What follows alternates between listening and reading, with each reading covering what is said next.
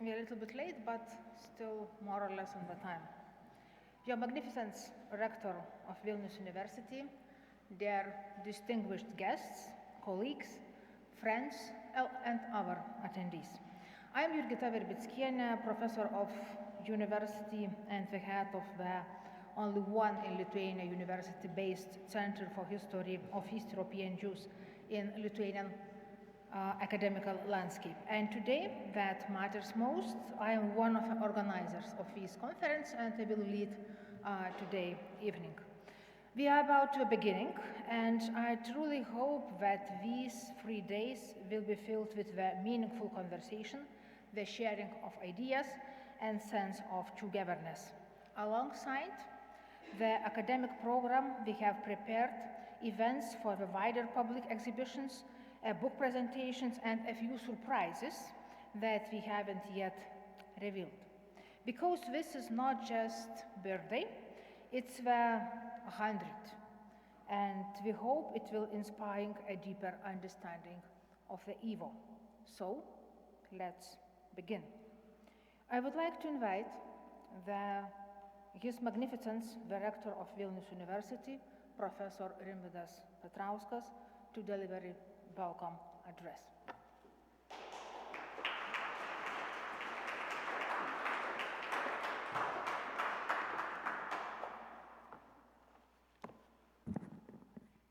So, dear organizers and participants of the conference, dear colleagues, distinguished guests.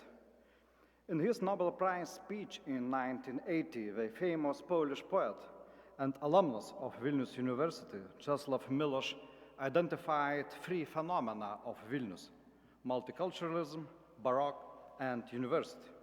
Indeed, he said, it's a blessing if one receives from fate school and university studies in such a city as Vilnius, a bizarre city of Baroque architecture transplanted to North Forest and of history fixed in every stone, a city of 40 Roman Catholic churches and of numerous synagogues. In those days, the Jews called it the Jerusalem of the North. Today, at Vilnius University, located in the heart of Vilnius Baroque Old Town, we will talk about Jewish heritage and in this way bring these 3 phenomena together. Vilnius had one of the largest and most influential Jewish communities in Eastern Europe. Vilnius was also a significant venue for religious and intellectual Jews in the region. One example among many others was a famous Vilna Gaon, a Jewish Talmudist and rabbi whose very name contains the name of a city. Although there was a Jewish ghetto in Vilnius, but boundaries between communities were blurred. Jewish and Christians often lived side by side and cooperated with each other. The city attracted prominent Jewish figures such as Joseph Solomon del Medigo, a famous physician, rabbi, and universal scholar who came to Vilnius from Crete in the early 17th century. So Vilnius became a center of Talmudic learning and was home to renowned Jewish schools, yeshivas. Vilnius Jewish printing houses supplied books to a wide region. The father and son Strashun collection of books eventually became one of the most famous Jewish libraries in the world. The importance of Vilnius for the global Jewish culture is demonstrated by the establishment of the YIVO, Institute of Jewish Science, in 1925, the first scientific institution to conduct research in Yiddish. In this way, Yiddish, primarily a spoken language at the time, was elevated to a higher literary language and one of academic inquiry. YIVO relocated to New York at the beginning of Second World War, where it continues to operate.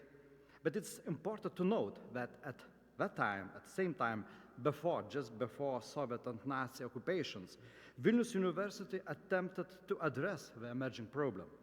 In 1940, the Yiddish department was established at the university, and students were encouraged to learn Yiddish as a language that broadened their cultural horizons and opportunities.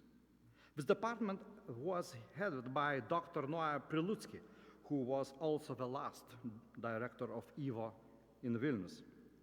This intellectual tradition connecting Vilnius, New York, and other places that foster and develop Yiddish culture is highly significant to us. But during World War II, Vilnius and Lithuania lost this community. Today we can only recover it by remembering the people who lived here and embedding their heritage in the urban landscape. At Vilnius University we cherish this memory. It is here that we commemorate the Day of the Rescuers of Lithuanian Jews every year on the 15th of March. Another initiative is Recovering Memory, which awards symbolic Vilnius University diplomas to those who were unable to continue and complete their studies, thereby honoring their memory. Based here at Vilnius University is the Center for Studies of History of East European Jews, which conducts research on Jewish history from the establishment of their communities in Lithuania up to the Holocaust.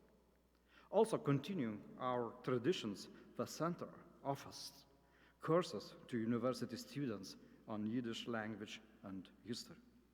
And so, at the end, please allow me to briefly introduce Vilnius University as institution, one of the Eastern and Central Europe's oldest higher education institutions. With over 25,000 students and more than 3,000 academic and research staff today, Vilnius University is an important scientific and educational center in the region. For 445 years, Vilnius has been a university city. For a long time, the easternmost university in Europe, with a major influence on the surrounding nations, especially Ukraine and Belarus. Vilnius University has been an international learning hub from the very outset. The first professors came, for example, from Bohemia. The first rector was Polish. The longest serving rector at the time was Spanish. The first professors of law were from Germany and of medicine from France and Austria. A new era in the history of the university began in 1990 when Lithuania regained its independence and university obtained its autonomy. High-level research is performed by the modern faculties in our Saulėtekis campus, just outside the center of the city, which conducts research into life sciences, laser light technology, semiconductor, social sciences, and other fields.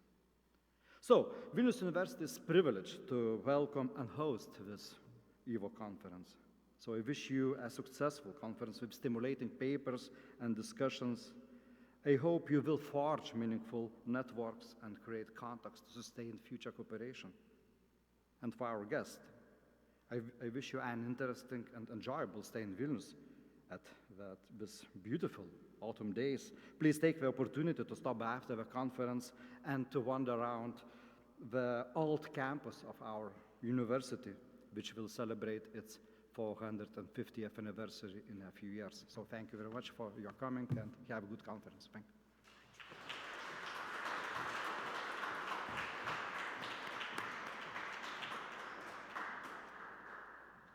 The greetings from His Excellency, the President of Republic of Lithuania, Gitanas Nausėdas, will be read by his Chief Advisor, Dr. Jolanta Karpavičienė.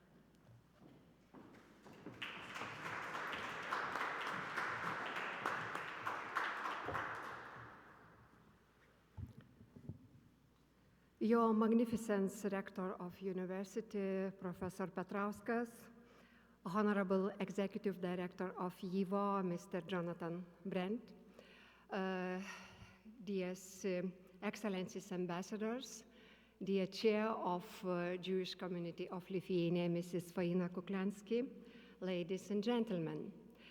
It's a great honor to participate in this solemn event and to convey welcome words of the President of the Republic of Lithuania, Gitanas Nausėda. Ladies and gentlemen, Vilnius University, one of the most important centers of academic knowledge in our region and in all of Europe, is a highly symbolic venue for the international conference dedicated to the centenary of YIVO. Over the centuries, the academic community in Vilnius has demonstrated its nobility and dignity not only through scholarship, but also in the most crucial moments through acts of true heroism. One member of this community, Ona Šimaitė, a long-time university librarian and righteous among the nations, became widely known for her efforts to save prisoners of the Vilnius ghetto.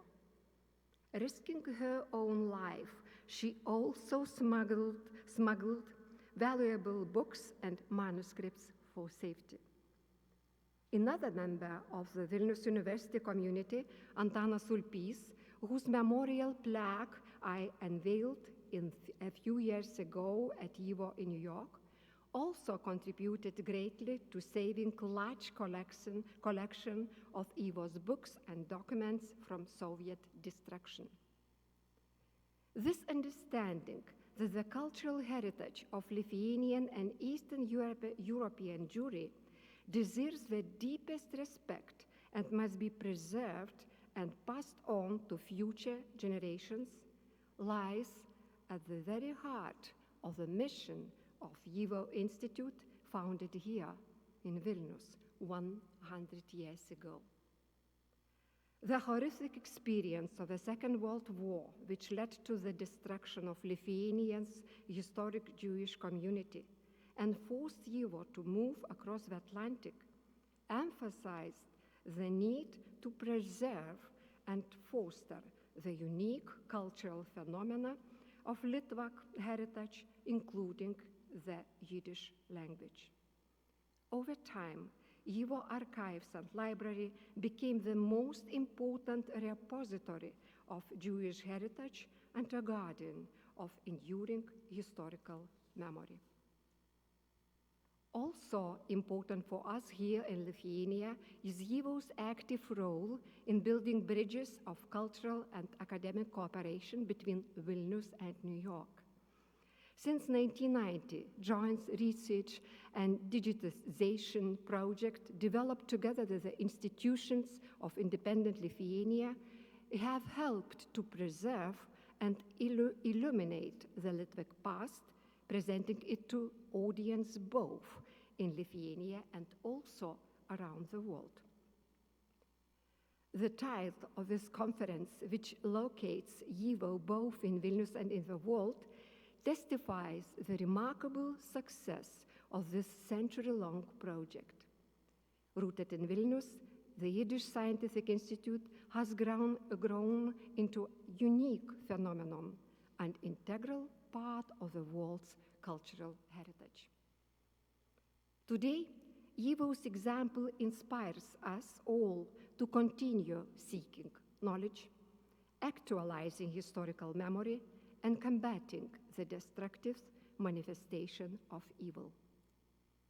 I am grateful to all those whose daily work has made it possible for us to be together here in Vilnius today to reflect on YIVO's past, present, and future. I thank all institutions and individuals researching the history, culture, and heritage of Lithuanian Jews, and all those who give meaning to YIVO's centennial significance for Lithuania and the world. I would like to extend my special gratitude to Mr. Jonathan Brent for his dedicated efforts to continue YIVO's great mission to expand the Institute's collections and, most importantly, to promote harmony and cooperation among nations and cultures. May we be united today and always by shared values, our understanding of history, and a common vision for the future. I wish you all a meaningful conference, deep insights, and a beautiful autumn here in Vilnius. Gitanas Nausėda, President of the Republic of Lithuania.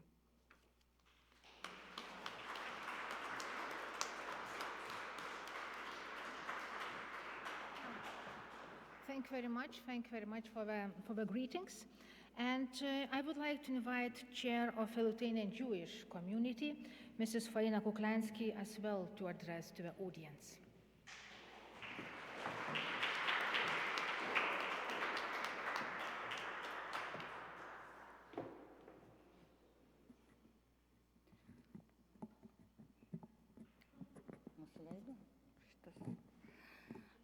Dear ladies and gentlemen, first of all, I want to thank the rector of the university, Mr. Petrauskas, for invitation to say the welcome words to YIVO Institute, to this conference.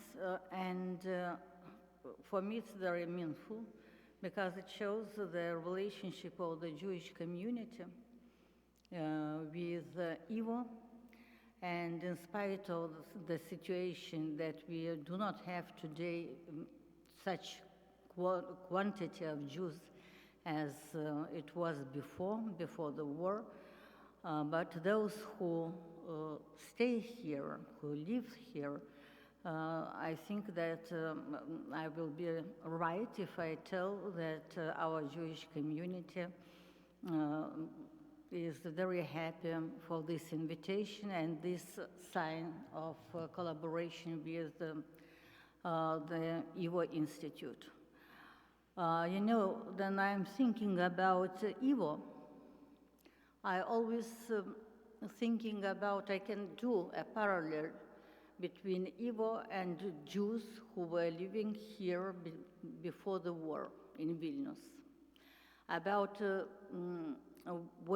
their faith, about their life, about all these not very pleasant things which it's kind of to say which happened with them during the war, during the occupation, Soviet and Nazis. And, but finally, we can see that the Jewish community survived, not in the same shape as it was before. And YIVO did not disappear.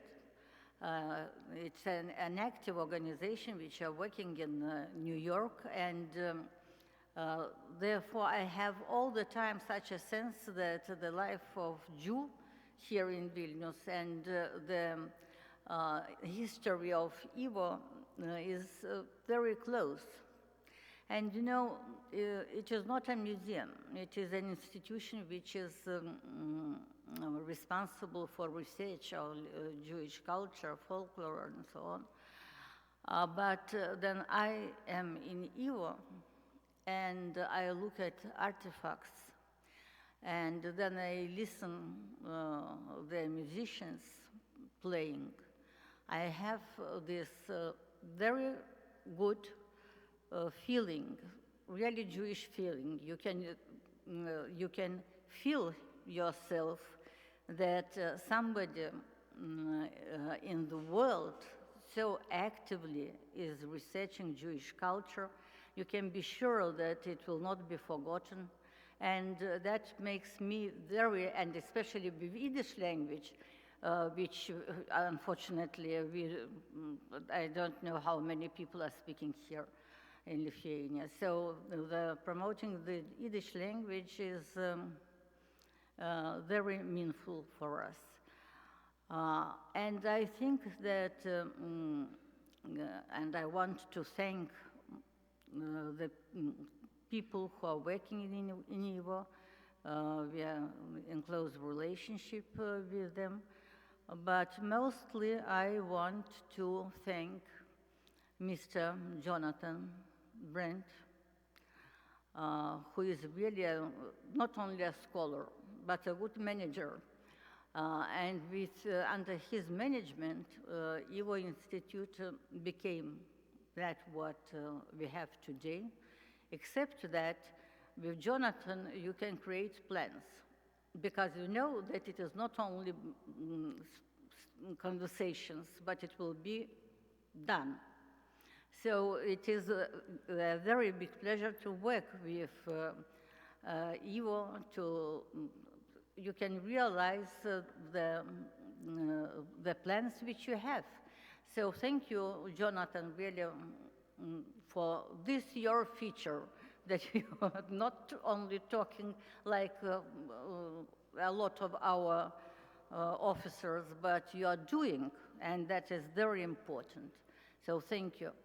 And I think that after the speeches which were before me, I should not waste your time more. And I wish a very successful conference. Thank you.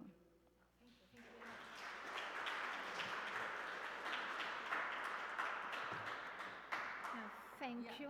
I want to say a few words. Please.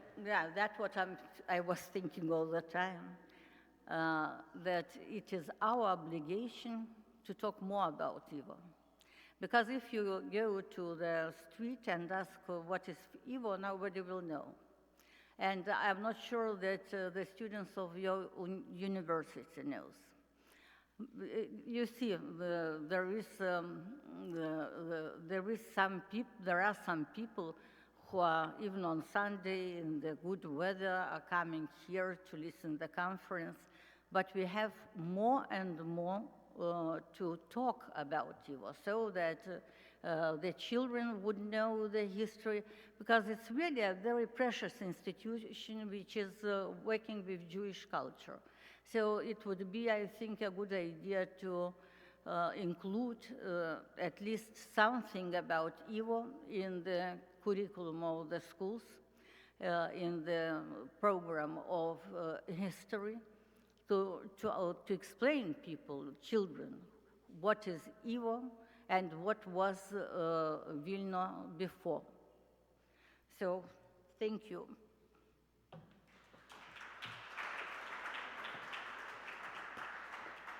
Yeah, thank you very much. And our opening, it will be not so good if we don't have greetings in Yiddish. And how it sounds, the greetings in YIVO language. Please, Professor Cecile Kuznets, greetings in Yiddish.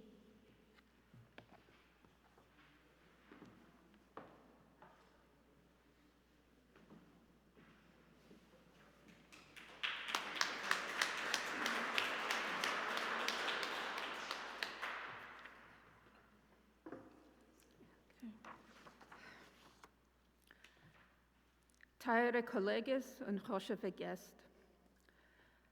Heint praven wir a seltenem Jantiv, dem 100. Jubiläum von dem Jüdischen Wissenschaftlichen Institut YIVO. Das, was der YIVO hat erlebt 100 Jahre, dajenu, es wird gewinn genug. Das, was der Institut hat in jenem Jahrhundert übergelebt, 2 antisemitische Regimen, was haben im Kimat vertilgt, dajenu. Und das, was mir kommen sich zu neu in der amoliker Heim von dem YIVO, Vilniuje, Jerusalem de Litte, kann man Tage schon sagen dajenu und dazu Menschen Shechianu. Aber heint in die Gassen von Vilniuje klingt mehr nicht wie einmal die jüdische Sprache. Die Nazis und Sowjeten, Yemach Shemoim, haben nicht der Griech ihre Zielen, aber sie haben ja vernichtet Rauf von den Massen jüdisch-redenden Juden. Wir ermahnen mit Dankschaft dem YIVOs Gründers und Führers, nach dem Stift, Max Weinreich, Salman Reisen, Eliyahu Cherikover, Zeli Kalmanowitsch und eine Sache andere, wie auch hunderte Mitarbeiter, Wissenschaftler und Studenten, was am Gebäude dem Institut. Und wir geben ab Covid die Karbonis, die Volksmassen von Vilniuje, Litte und ganz Mitteleuropa, in wem so groß der YIVO hat geführt seine Arbeit. Wir freuen sich, was jene Arbeit geht weiter in New York und euch in Vilniuje, abzuhitten die YIVO-Sammlungen und zu haben ein neuem Dorf, was schätzt ab die Äußeres von der jüdischen Kultur. Es kommen ein Jaschakoyach, der Nationalen Universität und die Nationale Bibliothek von Litte, was sie stützen als ein Jantiv. Und ich wünsche mir alle eine interessante, schafferische Konferenz, wie es passt für den YIVO und für Vilniuje. Danke.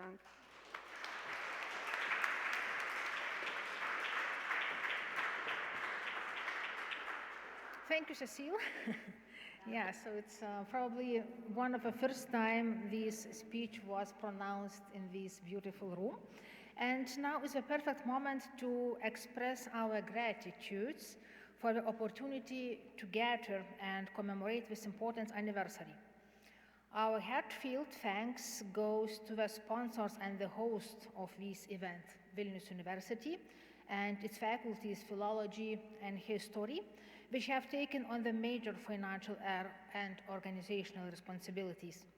The Martyno Mažvydo National Library of Lithuania, which will host the third day of the conference, and several accommodating events.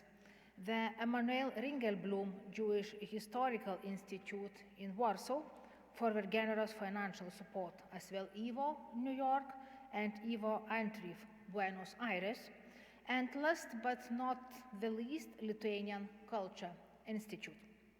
As YIVO history shows, people have always been at the heart of everything. Therefore, I would like to express our sincere gratitude to the main organizers of the conference, who many of you already know from the correspondence and who welcomed you upon arrival in the beautiful hall. And I would like to ask you to applaud. Dr. Dovilė Čypaitė-Gilė from the Faculty of History and the Center for the History of East European Jews, and my MA student, Aušra Stravinskienė, probably she's already on the desk. Yeah, so I will ask thanks once again. We remain available to assist you with any questions you may have to ensure your participation to the conference is smooth as possible. The conference concept, the complex selection of participants and the evaluation of a large number of submissions were handled by the conference organizing committee.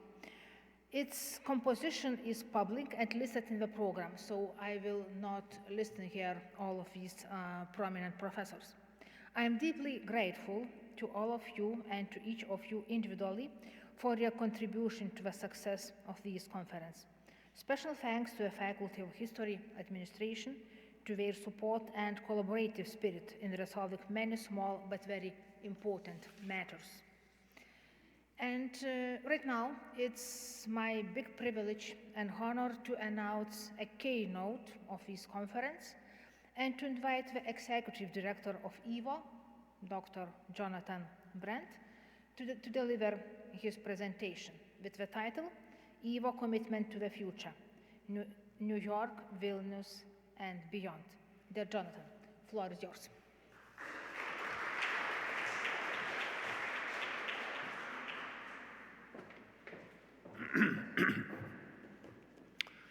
Thank you so much.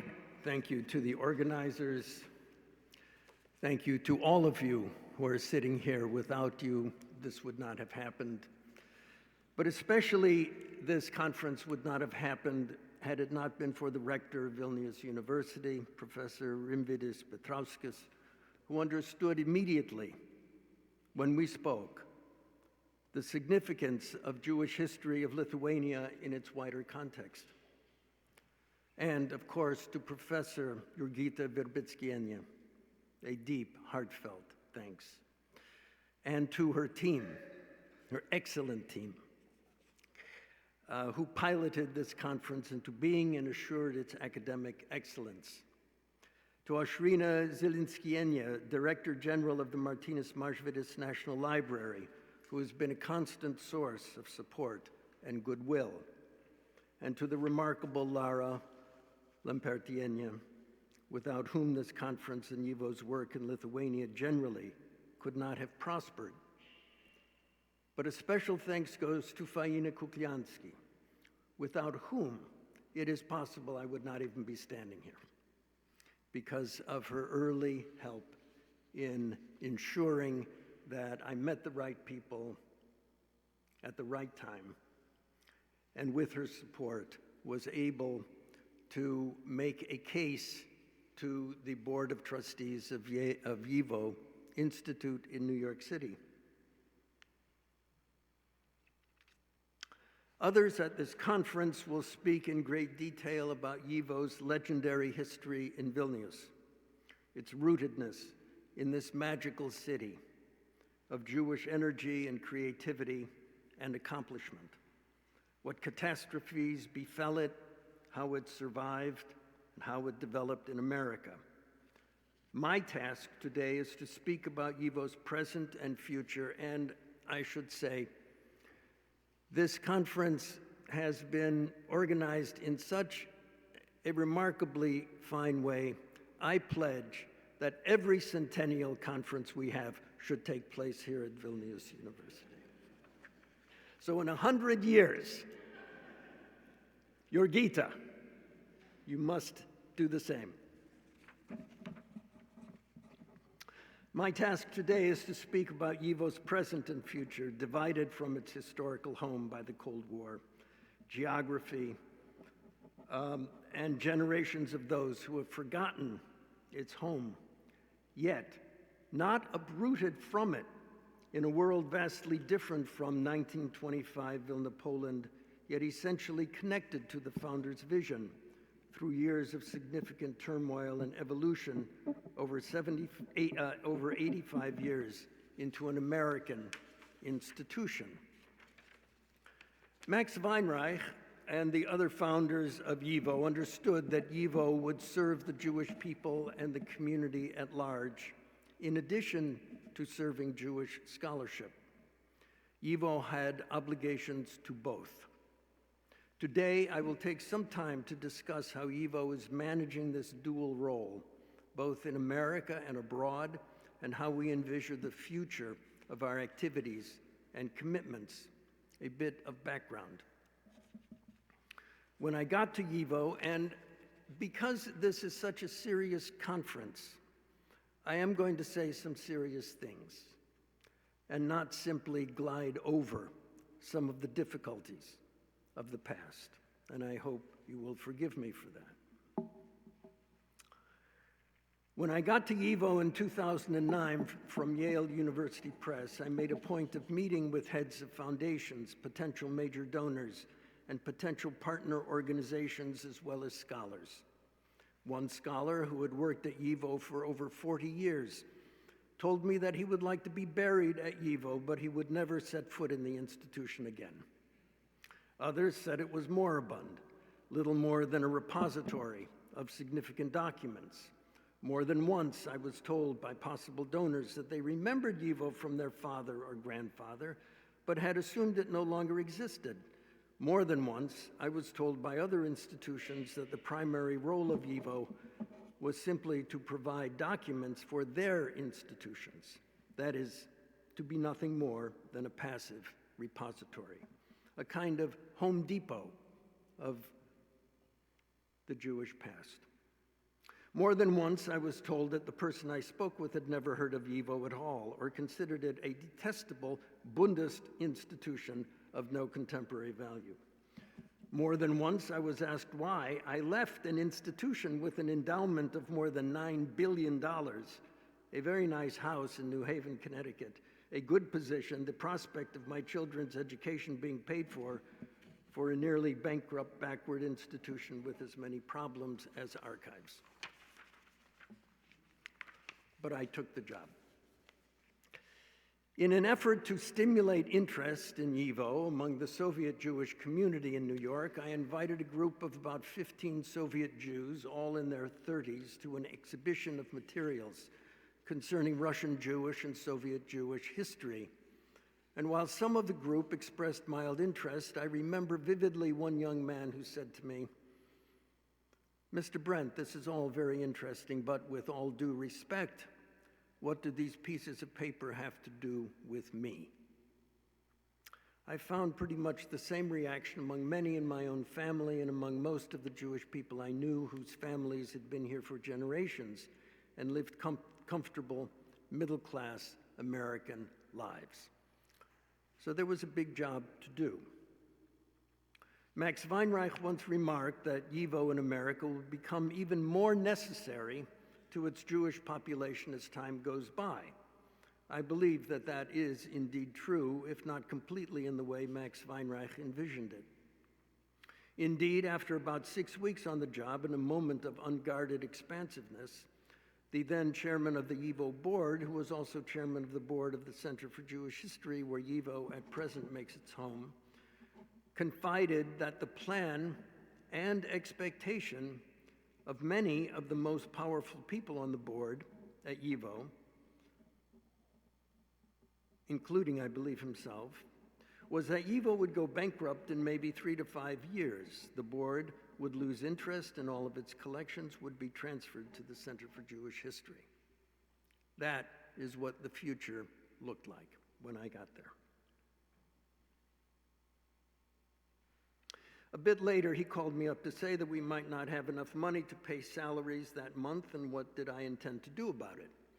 I answered that we would wait and see. Somehow we managed to pay the salaries, largely because of an extraordinary bequest that came through at almost exactly the same time. What I think Max Weinreich never imagined was that American Jews, representing the largest Jewish population outside of Israel, and about 50 to 80%, according to recent estimates, descended from the lands of Eastern Europe and Russia, might simply cease to care. While scholars cared, and those with roots in Vilna and elsewhere in Eastern Europe might have nostalgic feelings that might last perhaps another 20 years, with little prospect of being transferred to the next generation, my first task had to be getting the Jewish people at large to care. Not simply in terms of tracing individual ancestries, but in terms of the larger history from which they and their communities evolved. If YIVO could not do that, then, as I told my board, we might as well hang up our spurs and go home.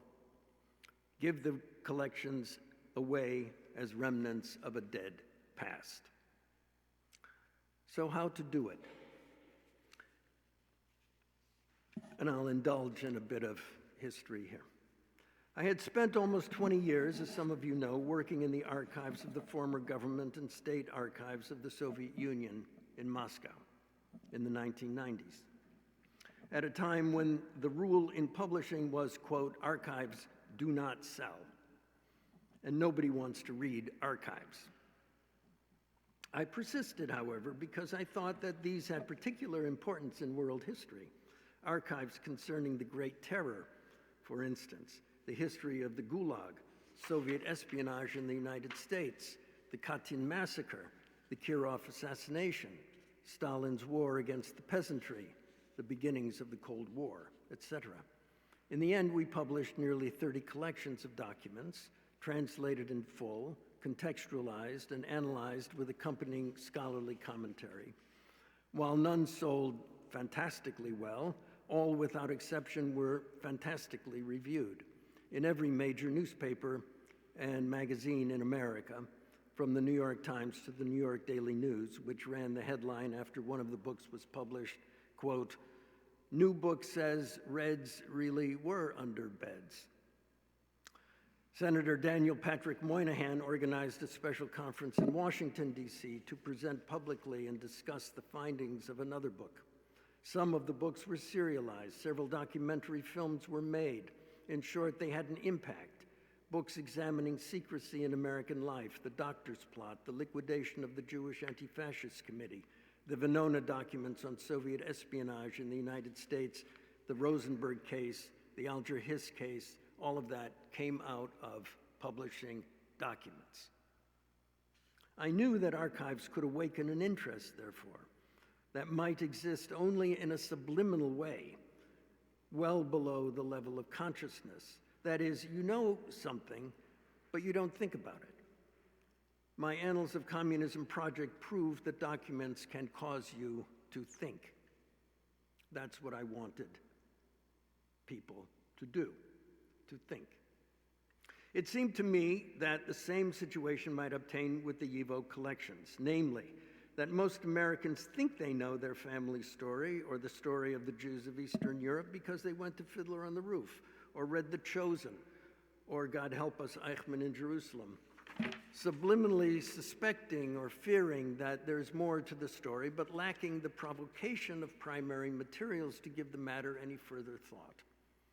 On my first trip to Vilnius in 2011, I was allowed to see some of the books that had been hidden by Antanas Ulpis, mentioned before, in the Church of St. George.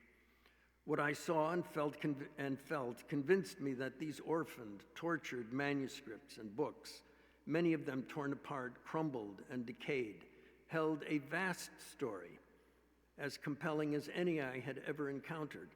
It was, of course, a Jewish story, but it was also a Lithuanian story, a European story, and indeed, it has now touched people around the world, whether Jewish or not. While in Vilnius, it occurred to me that now was the time to unfreeze the decades-long impasse in Lithuanian YIVO relations, which, despite all the excellent work of my predecessors at YIVO in effectuating some relaxation of these tensions, seemed insurmountable at the time. My colleagues at YIVO assured me that the Lithuanians were impossible to work with. The prospect of having the documents returned to YIVO in America was a clear non-starter. The notion that YIVO would return to Vilnius was laughable. Therefore, creating a virtual space where the documents in Lithuania could reunite with the documents in New York seemed the only viable option. I got in touch with Emanuelis Zingeris, whom I knew slightly, and asked his opinion. He reacted with unfeigned joy. Through Emanuelis, I then met with the Director General of the National Library, who expressed similar delight at the idea. When I returned to America, however, I met with a different reaction. My board greeted the proposal with a mixture of skepticism that it could ever be completed and resistance to the very idea of working with the descendants of those in a land where 95 to 98% of the Jewish population was murdered in 1941 to 1943, and where it was repeatedly pointed out to me the killing began even before the Nazi Germans arrived on the scene. One powerful member of the YIVO board, who had just had an interview with a particular critic of the project, called me into his office and asked why I wanted to be on the wrong side of history. Soon I was being denounced as a collaborator in the Lithuanian genocide by various media and received an angry note from the head of the Lithuanian community in Israel, among others in Canada, Australia, England, and the United States, threatening dire consequences for me personally and for YIVO. Some critics speculated that I wanted to make a deal with the Lithuanians so that my daughter, a cellist, could perform in the Lithuanian National Orchestra. But in the end, it was the raising of the $5.5 million, eventually $7 million, to complete the project, the largest ever undertaken in YIVO history, that seemed the greatest obstacle. Not long before, as I said, I was advised that we couldn't pay next month's salaries. So, what to do? Do we jump into the Red Sea, or do we wait for it to part? We jumped. And just before we drowned, it began to part. News of the proposed project lit up the pages of news outlets around the world, great and small. Contributions began to stream in. A New York Times article on the front page of the culture section brought the project to many of the right addresses.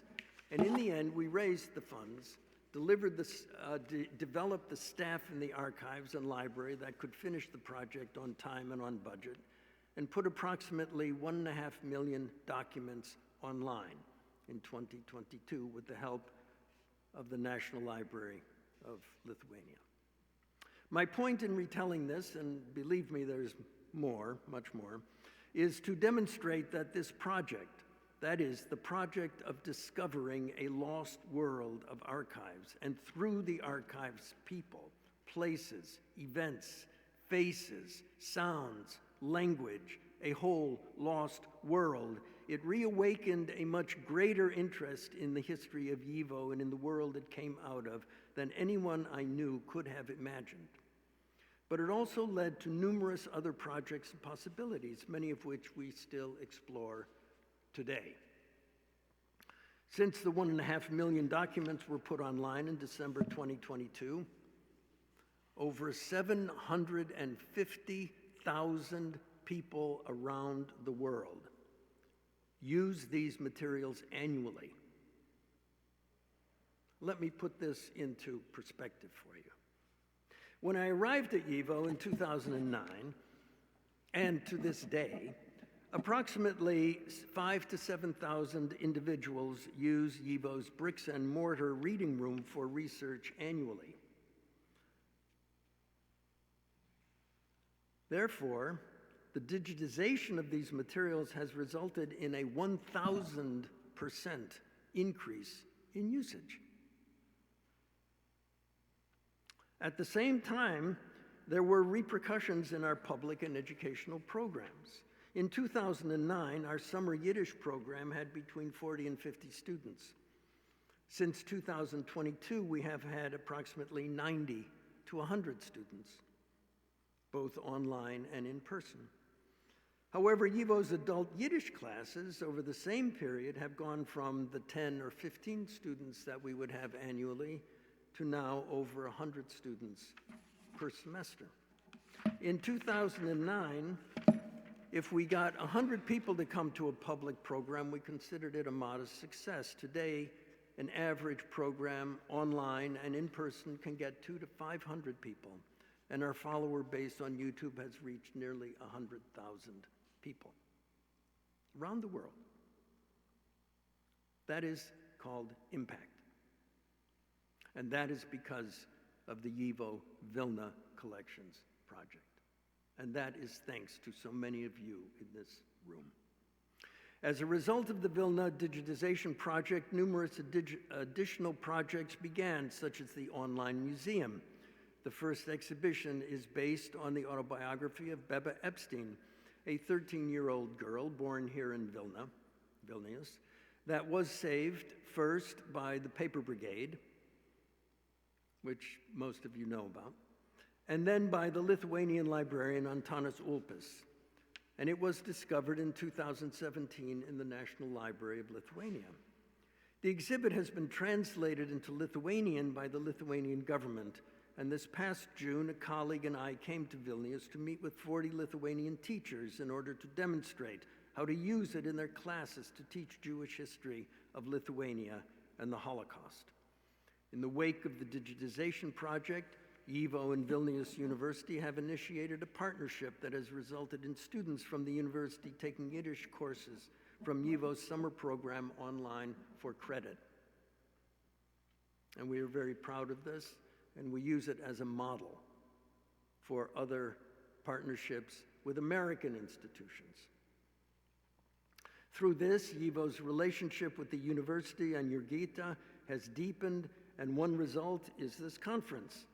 While YIVO's relationship with the National Library through Lara Lempert has developed into numerous exhibitions, lectures, and joint publishing projects. The Vilniuje Vegetarian Cookbook, for instance, was translated from Yiddish into Lithuanian and published here some years ago, but so was Bebe Epstein's autobiography.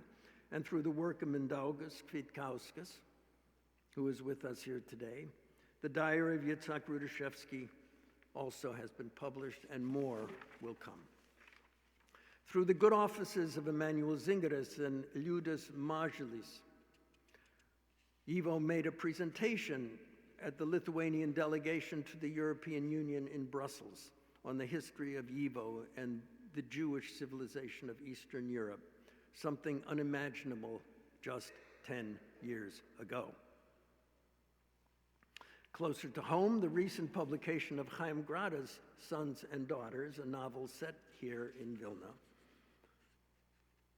before the war, not only appeared on the front page of the New York Times and most other major venues in the United States, but it is now being translated into many other European languages.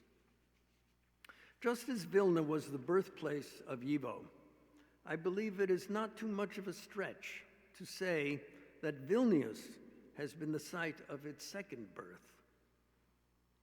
Not as a Lithuanian institution, but as a global institution, thus fulfilling one of its original intentions to reach Jews around the world. The work done here in the National Library at Vilnius University with the commitment of Rector Professor Rimvydas Petrauskas and the energy and imagination of Arūnas Galunas of the Lithuanian National Art Gallery and the schools throughout the work in Lithuania through the work of Ingrida Vilkienė and Ronaldas Račinskas, the wonderful deep collaboration with Mindaugas Kvitkauskas, the care and concern of numerous individuals in the Lithuanian government, and the friendship of so many here in Vilnius has helped ignite a worldwide renewal in the history of the Jewish people of Eastern Europe, helped so many in the displaced and dispersed Jewish community find their way back to their origins. And it has given new life to what many outside of academia not that long ago thought was a closed book on the subject of the Jewish history of Europe. On one of my first trips to Vilnius, while still working to cement the relationships that would produce what was eventually called the Edward Blank YIVO Vilna online collections, Faina Kukliansky, the head of the Lithuanian Jewish community with us today, drove me from one appointment to another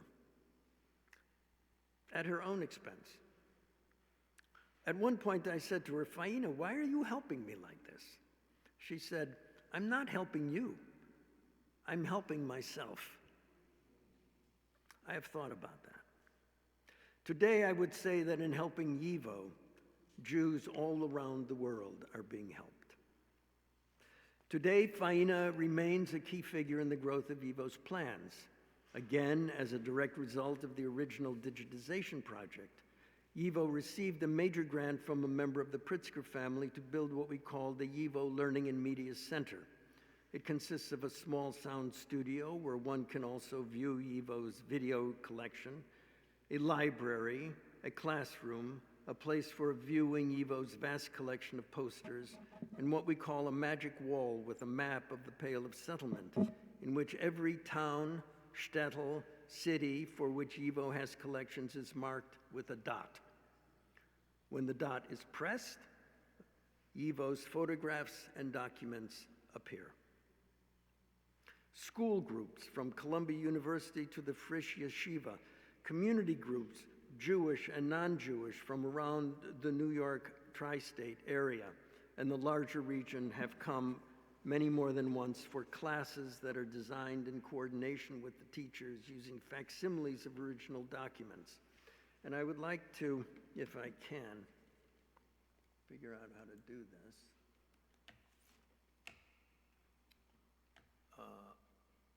To show you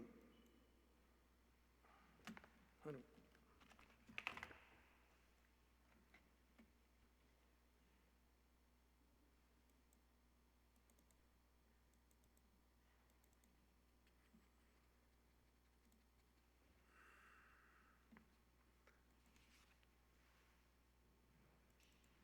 there we go. Now what?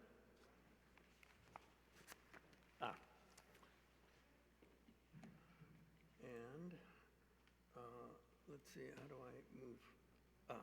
Okay. So this is what it looks like. This is the little library. This is where you look at posters and you get to explore archives. You see the archive boxes over here. This is where students can meet and talk about the many posters that we have digitized. This is the classroom. This is another shot of the classroom. And this is a small exhibition of the history of YIVO on one side and a small exhibition of some of our representative artifacts on the other. This is where you listen to music and watch videos. And this is a display area. This is the magic wall, And as you can see, each of these dots, we have immense collections of artifacts, of pictures, photographs of all kinds, and much of Vilnius, by the way, and all of Lithuania. So,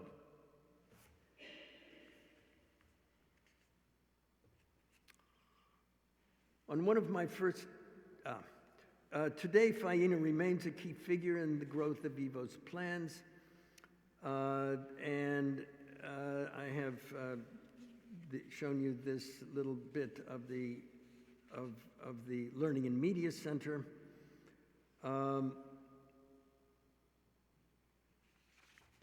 One young person who came and graduated from the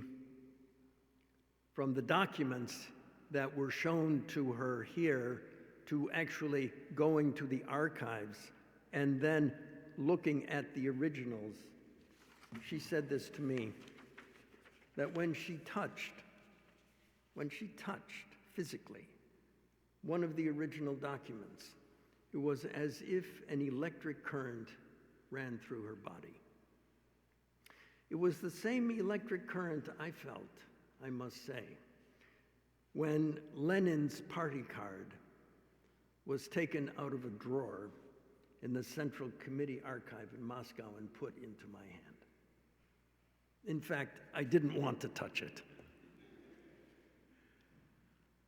I couldn't believe it. All of a sudden, you have contact with history. That is an amazing feeling. That's what these documents can do. It can give you that amazing feeling that all of a sudden you are not in America, you are not in Vilnius, you are not in Moscow, you are someplace else with something that is true and authentic and real. And now, through Faina's intercession, we have the opportunity to build such a learning and media center in Vilnius. It will mark yet another milestone in YIVO's history and finally restore, if in modest shape and scope, a place for Yiddish and Yiddishkeit in the heart of what once was Yiddish land. For my father's generation, becoming an American meant playing by the rules, while leaving one's origins aside.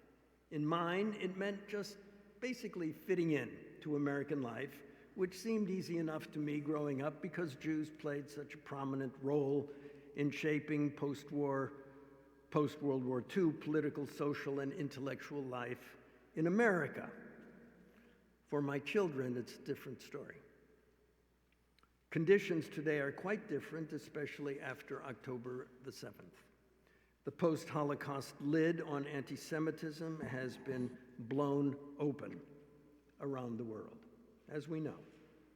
One enraged New York City subway rider in a keffiyeh demanded, as the train pulled into Union Square, not more than 2 blocks from my office, that every Zionist raise a hand in the subway car.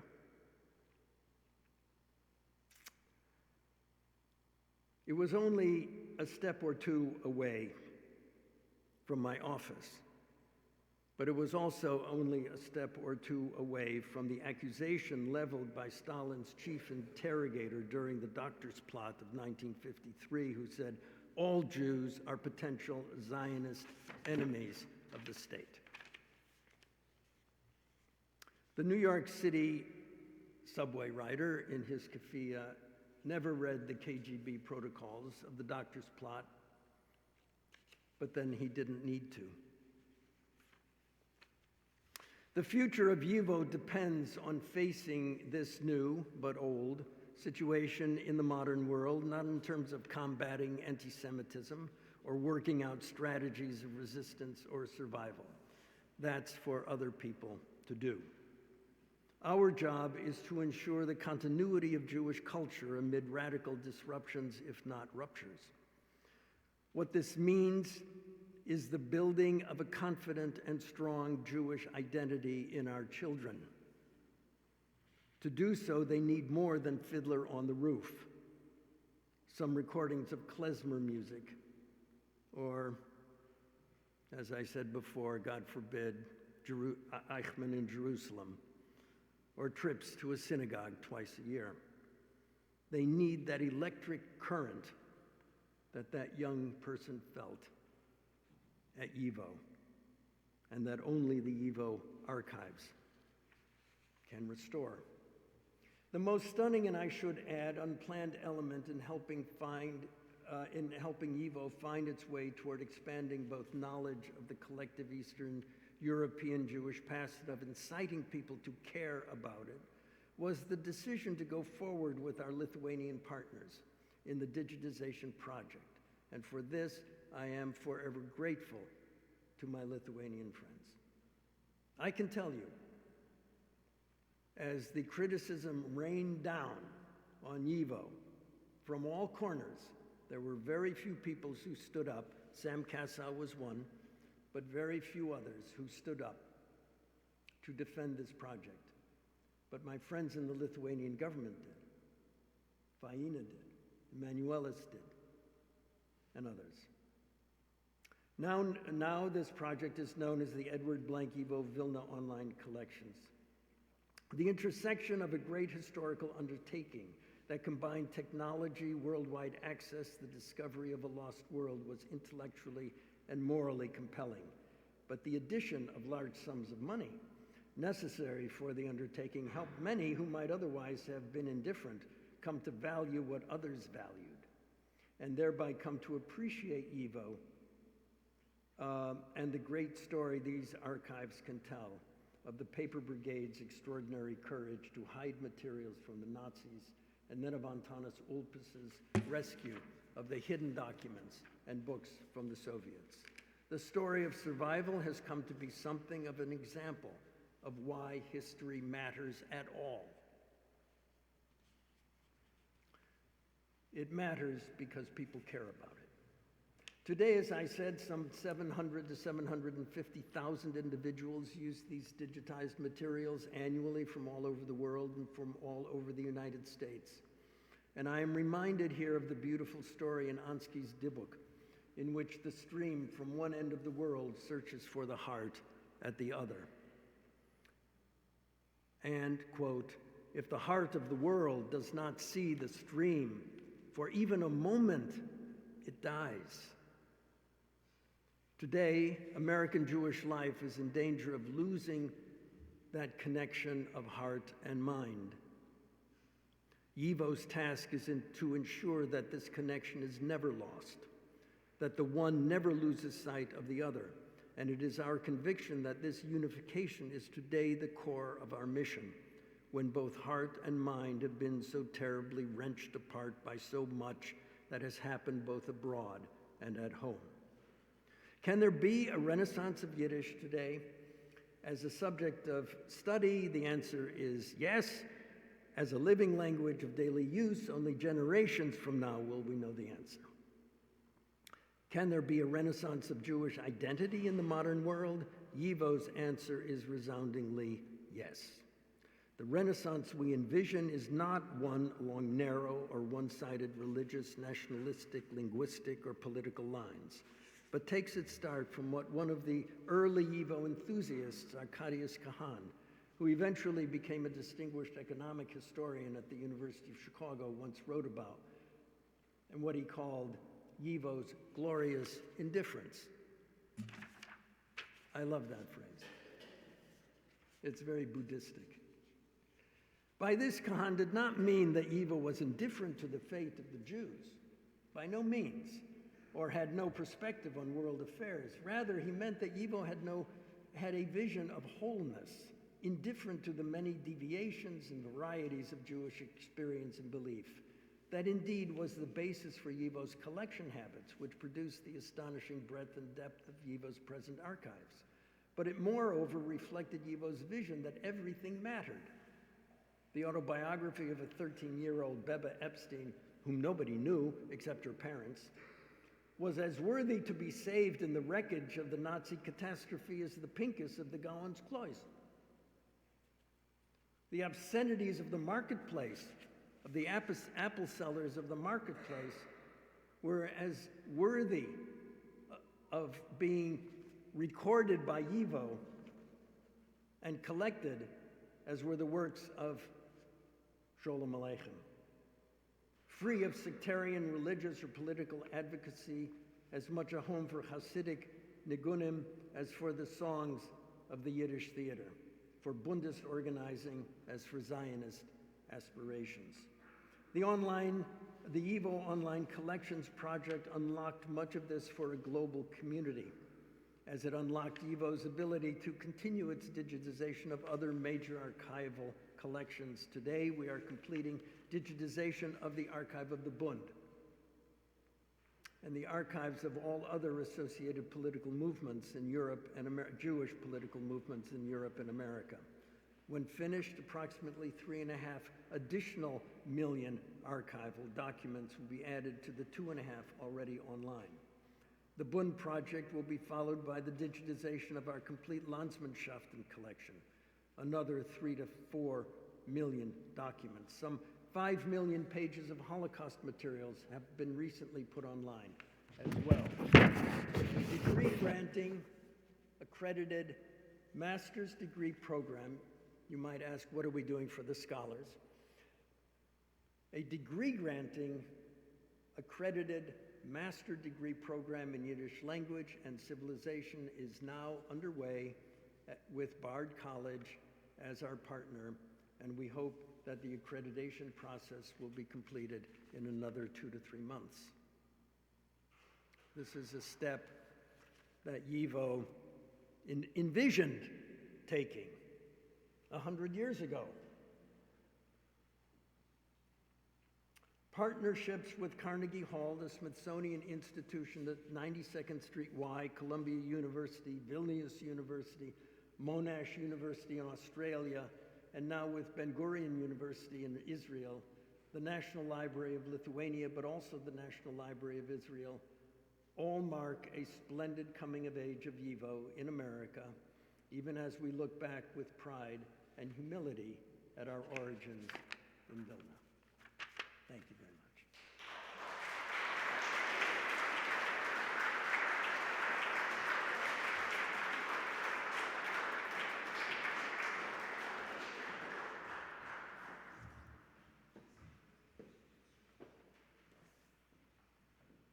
It's work? Yeah, it's work.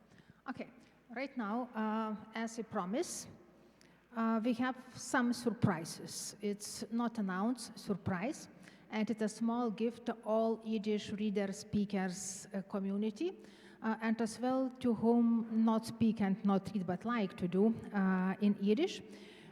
It will be really very short presentation about the newly development open access and very special digital tool for reading and recognizing Yiddish and Hebrew manuscripts. And I'm very proud, ladies and gentlemen, my postdoctoral researcher, Dr. Sergei Gurbich, Vilniaus University. Thank you very much, Urgita. You are very kind. Yeah, it's actually really a very short presentation, or maybe even just a little bit long announcement about new horizons and new approaches which we have now in Yiddish researchers in this new century of Yiddish studies. In our center for studying East European Jews, I trained a model for a handwritten text recognition for the text in Yiddish. And this model was trained based on documents which were found in the archives of National Library of Lithuania and were not digitized before. This model has about 95% of accuracy, but for all the models of this type, this number of this level of accuracy is correct only for those handwriting types which are similar to those the model was trained on. And the more the model differs from this training set, the less this level of accuracy. Which means that in order to create a truly universal model, we would have to train it on hundreds of different types of handwritings with several dozens of pages for each handwriting, which is almost impossible. That is why those several models which already exist for Hebrew, including the models which were trained in Israel by the team of my wonderful colleague Sinai Rusinek, they are also unfortunately very far from being universal. So here in our center, I considered a completely another approach, slightly another approach, which is as follows. When a scholar has, a scholar which works with some manuscripts, Yiddish manuscripts, if they has a model and the database this model was trained on, then the scholar could or can just add a dozen of pages of his specific manuscript to the data set and then fine-tune it on the augmented data set, fine-tune the model on the augmented data set. It requires far less computing time and effort than to train a model from scratch. And as a result, the scholar would get the model which is adjusted exactly for this type of handwriting and could recognize it with very high level of accuracy. And in order to do so, it's necessary to have an access into the model and data set, like open access. And that is exactly what we do. We're just uploading it into a public domain. Currently, there is only one such similar project for Hebrew. This project was made in Lausanne University by the team of Professor Daniel Stockel-Ben Ezra, maybe you know him. His team works with medieval Hebrew manuscripts, mostly Holy Scriptures. And several years ago, they published a data set of 200 of pages of these manuscripts publicly, and the model which was trained based on this data set. But this is for medieval Hebrew. So our project is actually the first project made for contemporary Yiddish of 20th century. And I hope that this will push forward the studies of contemporary Yiddish manuscripts. So this model is already online in the repository on GitHub, and it will be also on the repository of Zenodo. And everybody can try it, and everybody can be in contact with me. And if you have some questions or suggestions or ideas of collaboration, I would be glad to consider it. Thank you.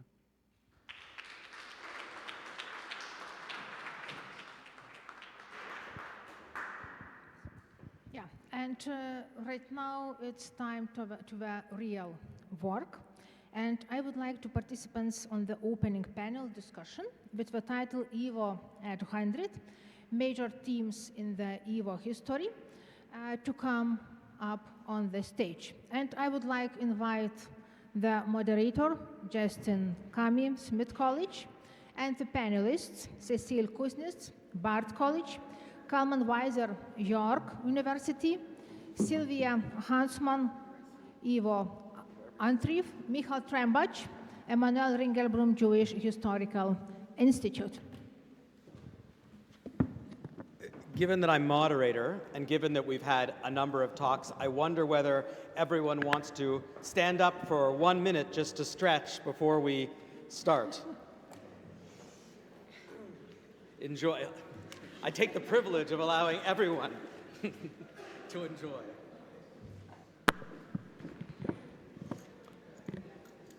If you ask for cocktails, we also get Okay.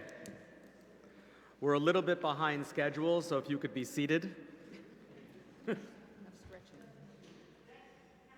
Hechel. Hechel.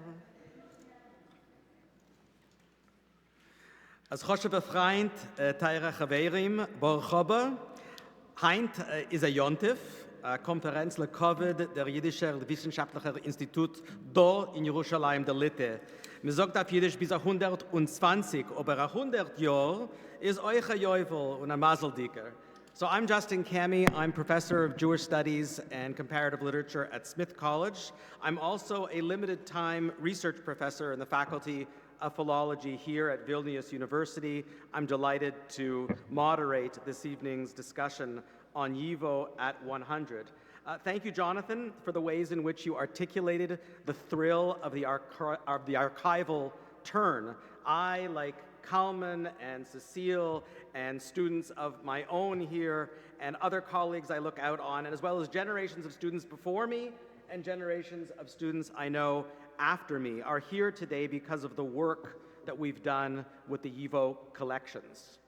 His name has already been mentioned earlier, but in October 1940, Noach Prilutsky, who had only recently fled Warsaw, was appointed to the inaugural chair of Yiddish language and culture at this very institution. Several months later, he was also made administrator of YIVO, one of the few moments of overlapping histories between these two storied institutions. Nonetheless, a conference on YIVO at 100, held in 2025 at a Lithuanian university and at the National Library of Lithuania, itself points to both rupture and the possibility of tikkun, of repair. Rupture insofar that many of the very scholars associated with YIVO, and certainly the local Jewish students of what was then the Polish language Stefan Batory University, would have felt increasingly unwelcome, if not unsafe, in these very halls, underscoring the critical necessity of an independent institute devoted to collecting and analyzing and narrating the experience of the Jews in their own native language. Rupture in the sense that this conference is now being held in English, now the international language of scholarship, rather than in Yiddish. And of course, rupture by the fact that the network of dynamic local institutions that nurtured YIVO in its most formative years today exist somewhere in that realm between memory and myth. But what of tikkun? What of the possibility of repair? That in a moment where democratic values, and especially the control over history itself, are under attack by nationalist forces throughout Europe, including here, and in the United States, we can come together in an independent Lithuania as an international community of scholars to pause and take stock of this transnational institute that has offered so much to our understanding of the Jewish past and also to the history of Lithuania, and how it continues to offer directions for the future. Repair in the relationships that we just heard about, the relationships built between YIVO and various local institutions and libraries and archivists who hold its material remnants and have found a way to digitize materials and navigate the complex emotions surrounding ownership, custodianship, and access. I want to thank the local organizers of this conference for establishing for the next 3 days what Baruch Rivkin once termed a kamoi territoria, an as-if or a pseudo-land governed by culture, by knowledge, and by the ethics of decency rather than by borders and power. On the 10th anniversary of YIVO in August 1935, held here in Vilnius, Professor Fischl Schneerson from Warsaw noted the following: "Our first task is to make scholarship available to the people. Equally important is our second task, to make the creative powers of the people fertile for scholarship. Scholarship for the people," he added, "is not just an ideal to strive for, but a requirement of the psychological health of a people." Max Weinreich, the director of YIVO at the time, at the same conference added, "For us, the present is not any less important than the past. For us, the distant past is not rated more highly than the recent past. For us, the study of the past is mainly a means of understanding the present. The YIVO investigates all aspects of Jewish life, not only rabbis or scholars or writers, but also the social life of a common people, not only economic life, but also language and literature and the mind and the spirit. So past and present, high culture and popular culture, scholarship and community, these will help animate our conversations 90 years after Max Weinreich uttered these words and 100 years after the founding of YIVO. I'm joined today by 4 distinguished colleagues and friends who have been introduced, so I think we will get right to things. I want to open with a question about context. In what context, historical, geographic, political, is it most useful to think of YIVO's history? If we think, for instance, of 1925, we have to consider the axis of cultural competition between such places as Berlin and Jerusalem, Vilna and Warsaw, Minsk and Kiev. Later we might think of New York and Buenos Aires and Montreal and Tel Aviv. How do we make sense of YIVO in all of these contexts? And maybe we could even ask the question, among all these contexts, why is YIVO still, how did YIVO survive this tumultuous history and competition? It's a big question. You have 1 minute. No, I'm kidding. Cecile, do you want to start? Okay. Is the mic okay? Is it, I'm good to, okay.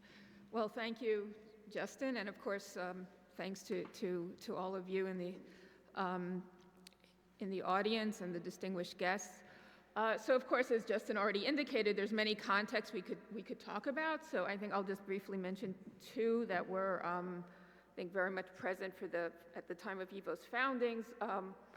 One, of course, was the debate about where the headquarters should be located, and the original plan that it would be in Berlin, which is where the initial initiative came for founding an institute like YIVO. But the fact that it made its home here in Vilna, as I've written about, was not the result of a formal sort of declaration. It was a kind of natural development, in part because of the cultural activists who really took the initiative to build the institute, Max Weinreich and Zalman Reisen primarily, but also because here it was part of an already well-developed network of cultural institutions, particularly the Yiddish school system, as well as literature, theater, and publishing, and so forth. And so that this mission of serving the folk that was already mentioned, of serving a broad audience, sort of developed organically in a city like Vilna that was already famous as a center of Yiddish culture.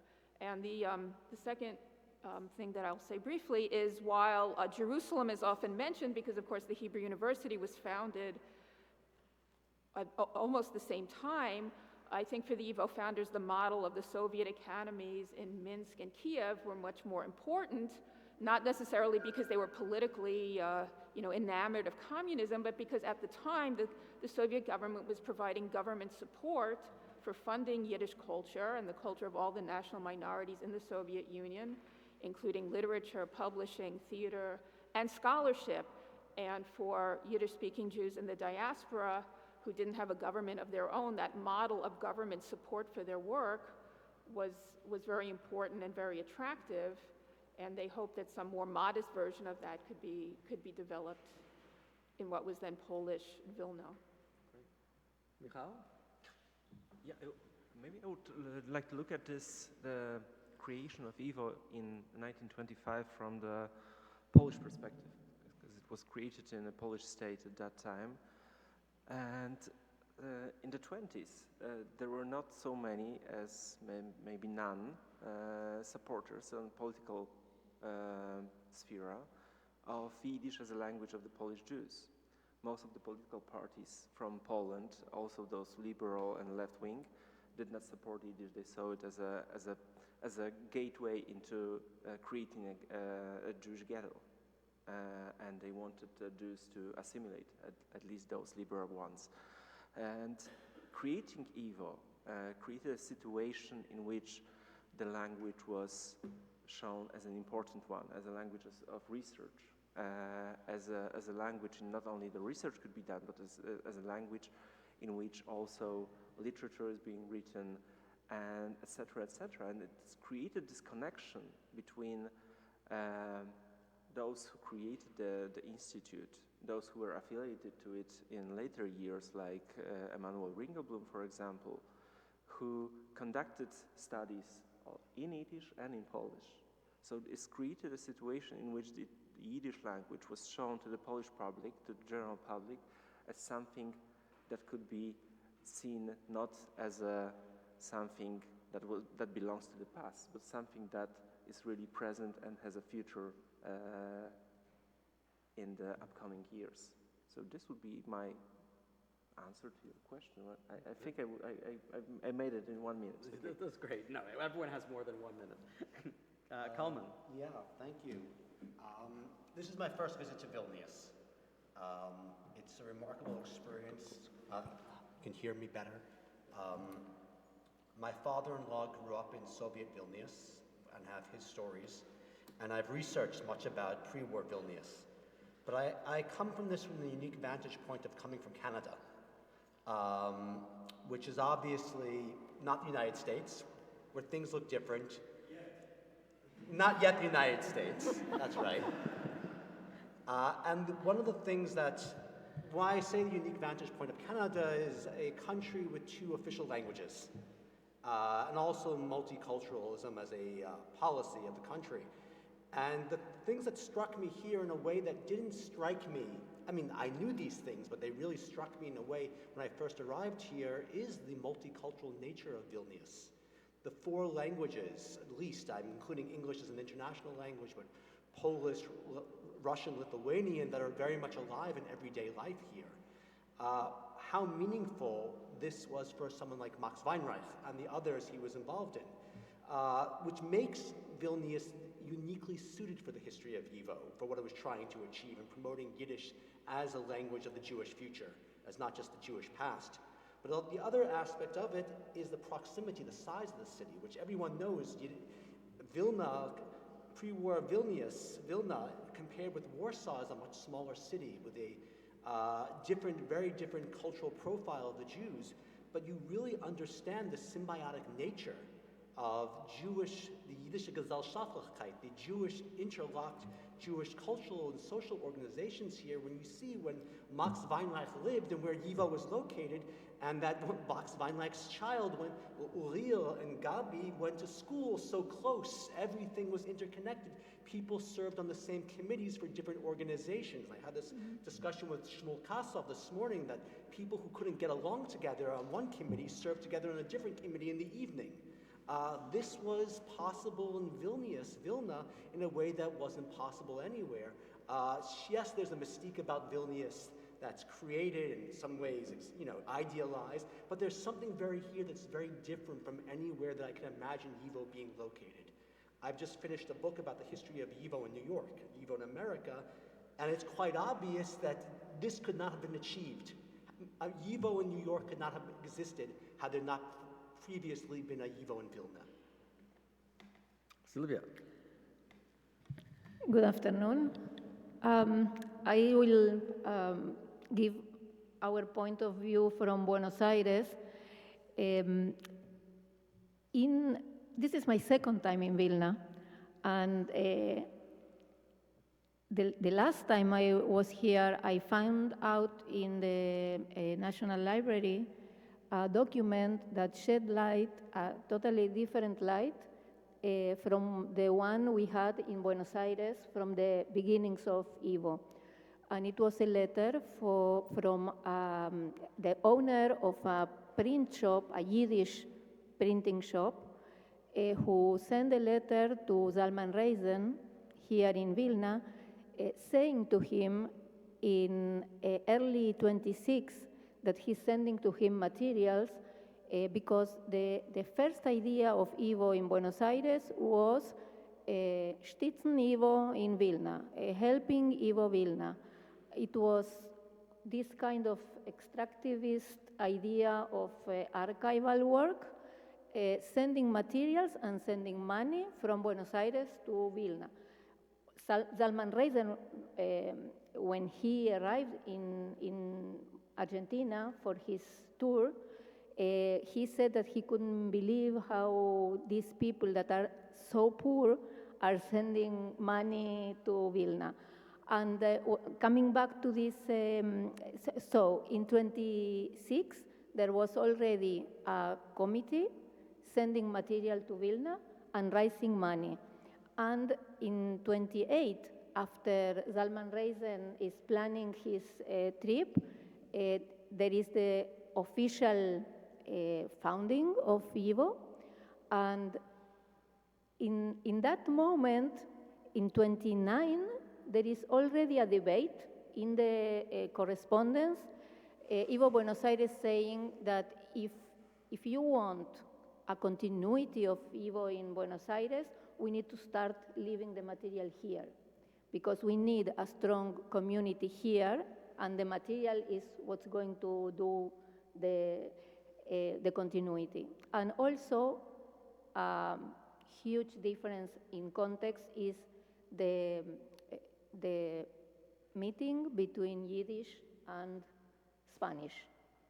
That this was a total different environment with roots and ideas about language very different from that in other European or North American countries. So we had this brief debate about Castilish, similar to that one in North America on Deutschmerisch. And this was, I think, a very big difference in context for YIVO. Thank you. In order to not glamorize the history of YIVO, I'm wondering, since Cecile is also celebrating a milestone this week with the translation of her history of YIVO into Lithuanian, I thought I might ask you, can you talk to us about some of the internal divisions or debates within YIVO in its Vilnius period? I was reading the sort of correspondence about the protocols of the 1935 conference, and there was a lot of defensiveness, a lot of delegates complaining to YIVO about what they should do, or what they could do, or what they weren't doing, and a lot of defensiveness on the part of YIVO leadership. Where were those cleavages or dividing lines, and how did YIVO manage to navigate those? Well, I guess in keeping with Jonathan's approach of discussing, sort of breaking through some of the myths, let's say, of the past and the present of YIVO. Well, as Sylvia already alluded to, there were certain tensions between what YIVO proclaimed to be its ideals and how it would function in reality, in large part due to financial constraints, the fact that the Institute was always struggling to cover its expenses. So the branches that were established throughout the world, really beginning in 1925, the American branch was established in October 1925, so just very shortly after the Institute itself, there was a vision originally that these branches, the role of the branches would be to support the headquarters by sending materials and sending funds, but at a certain point there was, perhaps questions about whether these branches wanted to just be kind of feeders for, building the collections and supporting the Vilna Center. This is something that William Pimlott has written about and researched. YIVO always had this ideal that's already been mentioned of serving the folk, that it saw its #1 priority to be not just a kind of ivory tower institution for a few intellectuals or scholars, but to really speak to a mass audience. And I think in many ways it did that, but there were also ways where it was always being accused by some supporters of not doing enough to support, the masses, of not prioritizing, let's say, popular publications. Again, I think, in my view, this had a lot to do with the financial constraints. It's not that YIVO in principle didn't want to publish more popular works, and in the late 1930s it did begin to publish new series of more popular publications, but its priorities were to publish scholarship, and it often didn't get to fulfill all of the items on its wish list. And I think this was also tied to another central tension that you alluded to in your opening remarks, Justin, which has to do with the role of politics, that YIVO always saw itself as an institution committed to the principles of diaspora nationalism, broadly conceived, but as it would say, unparteiisch, non-partisan, in other words, not supporting particular political directions. And there were always elements, just as there were elements within YIVO that complained that it was distancing itself from the masses and cutting itself off from the masses. For example, not doing enough to support the Yiddish secular schools, which, as I indicated, was an important context for YIVO's work and a main reason, I think, that it flourished in Vilnius, where the Yiddish secular school movement also flourished. But a lot of those people who made those criticisms were coming from a left-wing point of view, where they supported socialism, and they really defined serving the folk in class-based terms. In other words, for them, this meant not just reaching a broad audience, but specifically addressing the working class in class-based terms, and there was always a vocal sort of minority within YIVO that advocated for that, but the main leaders of the Institute always maintained that they could best serve the folk by creating as large a tent as possible, and that meant for them not endorsing any particular political party or any particular political direction, including kind of a socialist stance. And Common, in your research on YIVO in America, can you identify one or two major myths that you had to struggle to disentangle? It'll take us a bit far afield, but building on what Cecile was talking about, there is a myth that YIVO was always on the extreme left that exists in contemporary America. This vision that YIVO was militantly anti-Zionist, anti-other Jewish languages, had no space to understand Jewish life as broader than just Yiddish.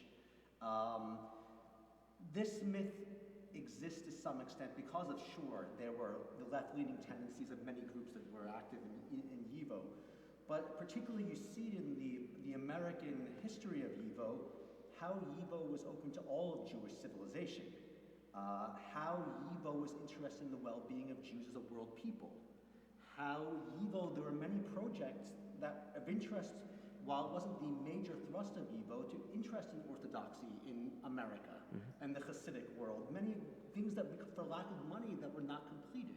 I think there's going to be a talk tomorrow about a Hasidic folklore collection in New York. This whole notion of the association of YIVO with the extreme left, which arises in the late, I would say, the last 30 to 40 years in America, is something which needs more attention to understand how it developed and how it intersects with trends in American political life in the second half of the 20th century. So maybe that's one myth, but that's already a minute. So, No, go. Is there a second one that we should know about? The other myth is perhaps the bigger myth, is that nothing happened in America. That YIVO has existed for 85 years in America, and the only thing that's worth talking about is 15 years in Vilna. Clearly it makes no sense, but YIVO spent the bulk of its existence in North America. YIVO has an Argentinian branch. On the one hand, knows very little about the other hand. And these are all things that I'm so happy we're here to begin to address this, because there is so much work to be done. So what do we need to know about on that? What do we not know and need to know about the Argentinian branch of YIVO?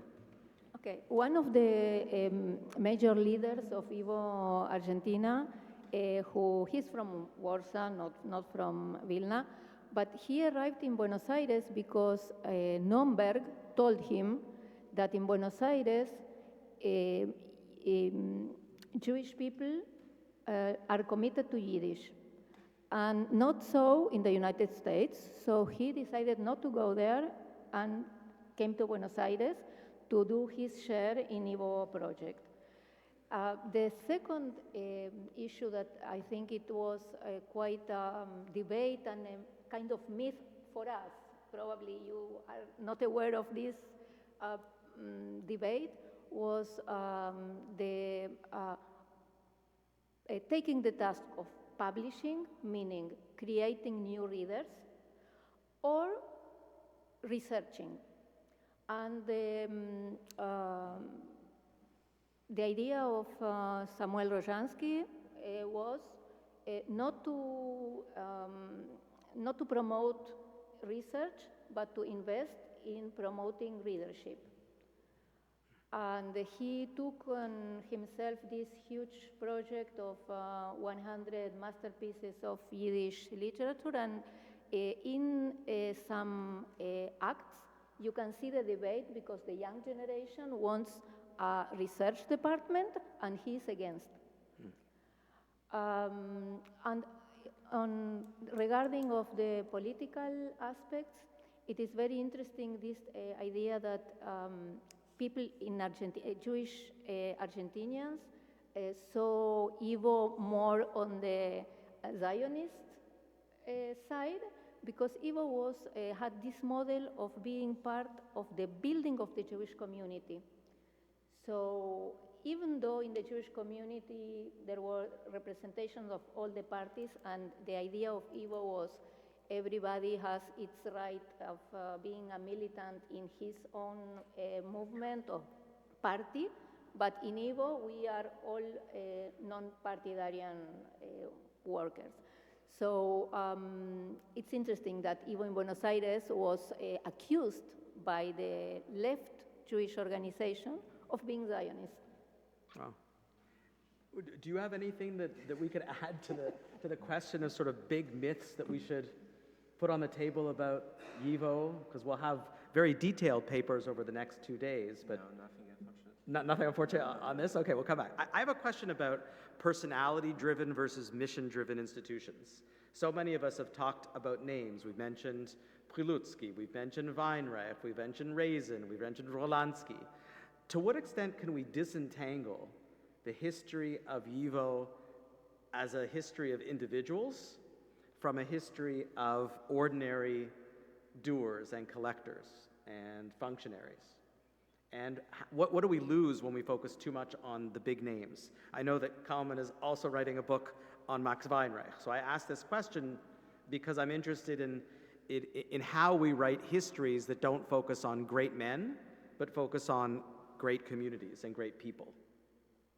Maybe you could start with that, and then we'll... I think this is a good example of where Cecile's book is different from my book. Cecile did a fantastic job in not making it exclusively about individuals, even though it is a major contribution to the history and contributions of individuals, but it's much bigger than that. Whereas I have written a book that is very Weinreich-centric, and in some ways that's just because, look, there's so much written about YIVO in Vilna and so little written about YIVO in New York. And I expect this to be the beginning of more research. But also someone like Weinreich and a few other people that we'll be hearing about in the coming days played so much of, in certain ways, a much bigger role in New York than they did in Vilna, in the sense that the community didn't exist in the same way in New York that it did in Vilna, and that there were fewer people to balance Weinreich. There was no Kalmanovich, there was no Raisin anymore. Weinreich played an outsized role in the American history of YIVO. So of course you need both, but the stories in America and the stories in Vilna are different stories in that respect, I would say. Yeah, well, I think Weinreich fully deserves the attention, of course, and yeah, I mean, I think, speaking about these myths of Vilna, there's this myth that it was a mass movement with, thousands of ordinary Zomlers who are often uneducated and very poor, but there is, I think, a large degree of truth to that myth, so that YIVO couldn't have become the institution it did in Vilna, without the support of this larger community. But at the same time, there were certain figures who really were instrumental in establishing the institution. Nochem Stiff, who's often forgotten because he left for Kiev shortly after YIVO began functioning, was really the driving force, who was an obsessive personality who really drove his closest friends and acquaintances crazy by incessantly talking about his dream of founding a Yiddish academic institute, until he finally really pushed his plan forward, but at the same time, that plan probably wouldn't have come to fruition if it hadn't been for Weinreich and Reisen, who were the moving forces in Vilna. But as Kalman said, in the pre-war period, it was Weinreich, Reisen, and then Kalmanovich who became the three main leaders of the Institute. But I think even at the time, Weinreich was recognized as a kind of outstanding scholar and outstanding intellect. And the fact that he had that intellectual stature, that he really made YIVO a center of cutting-edge research. I mean, some of the most cutting-edge research being done in Yiddish, at YIVO. And he was also an able administrator. And I think those two qualities are often hard to find in one person. And the fact that he, of all the YIVO founding generation, was the one who survived to carry on the work in New York. So I guess I'm kind of agreeing with Kalman here that it's hard to really disentangle, I think, the history of the Institute from the central role that Weinreich played. Sylvia? Yeah, I need to say that in YIVO Buenos Aires, Rozhansky was a major figure. He was also the founder of the Aspirantur in Buenos Aires. He worked together with the teacher seminar, so he had hundreds and hundreds of students. He was a theater critic, so he published his critics in the press, and everybody in the Jewish community was waiting for his opinion of the new play. And he was also the founder of the IT. It was a theater for young people, how do you say? Not professional theater. Amateur theater. And this was very important in YIVO being a much more popular institution. But he also had his secretary, for example, was an amazing poet, Simche Sne, father of Perla here. And he was also a figure that is remembered and very strong. And also, the YIVO had an organization of commissions, that people in the board were heads of commissions. So even though I'm not able to mention everyone, but I think that it was kind of a balance between a much more popular approach and this strong leadership. That you can see it not only in the press, in the memories, also in the archives with his red pencil marking errors in a document, Great. Michal?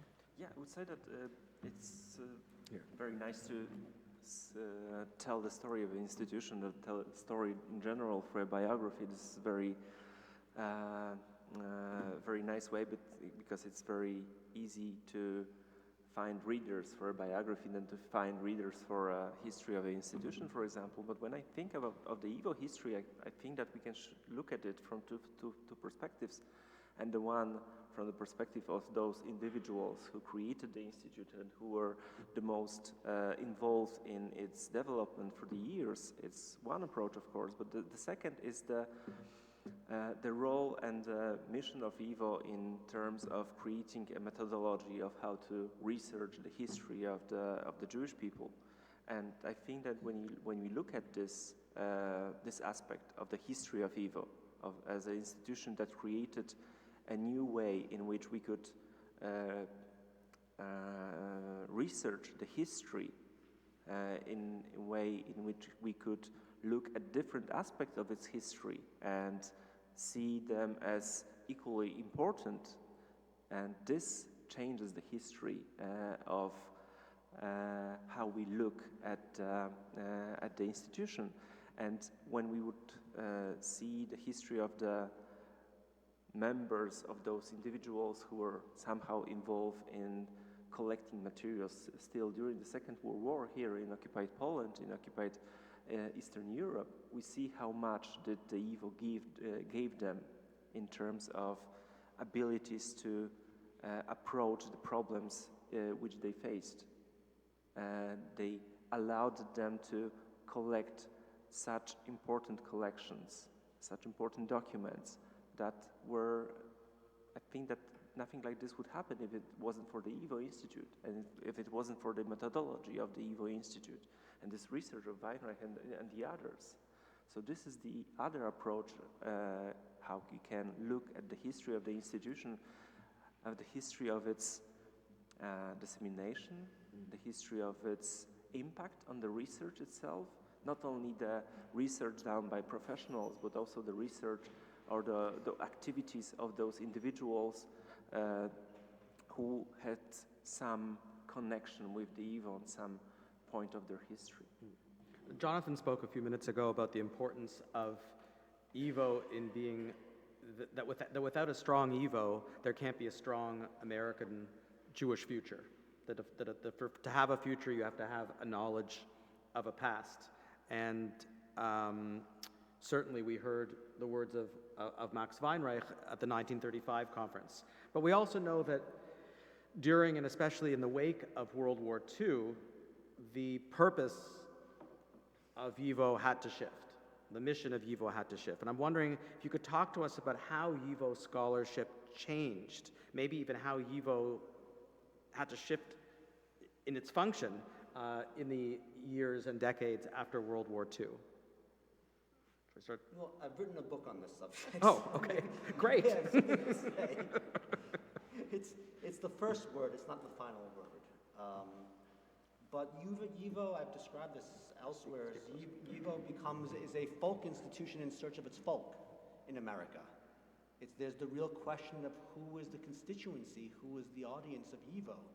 Is it Jews everywhere, Yiddish-speaking Jews everywhere?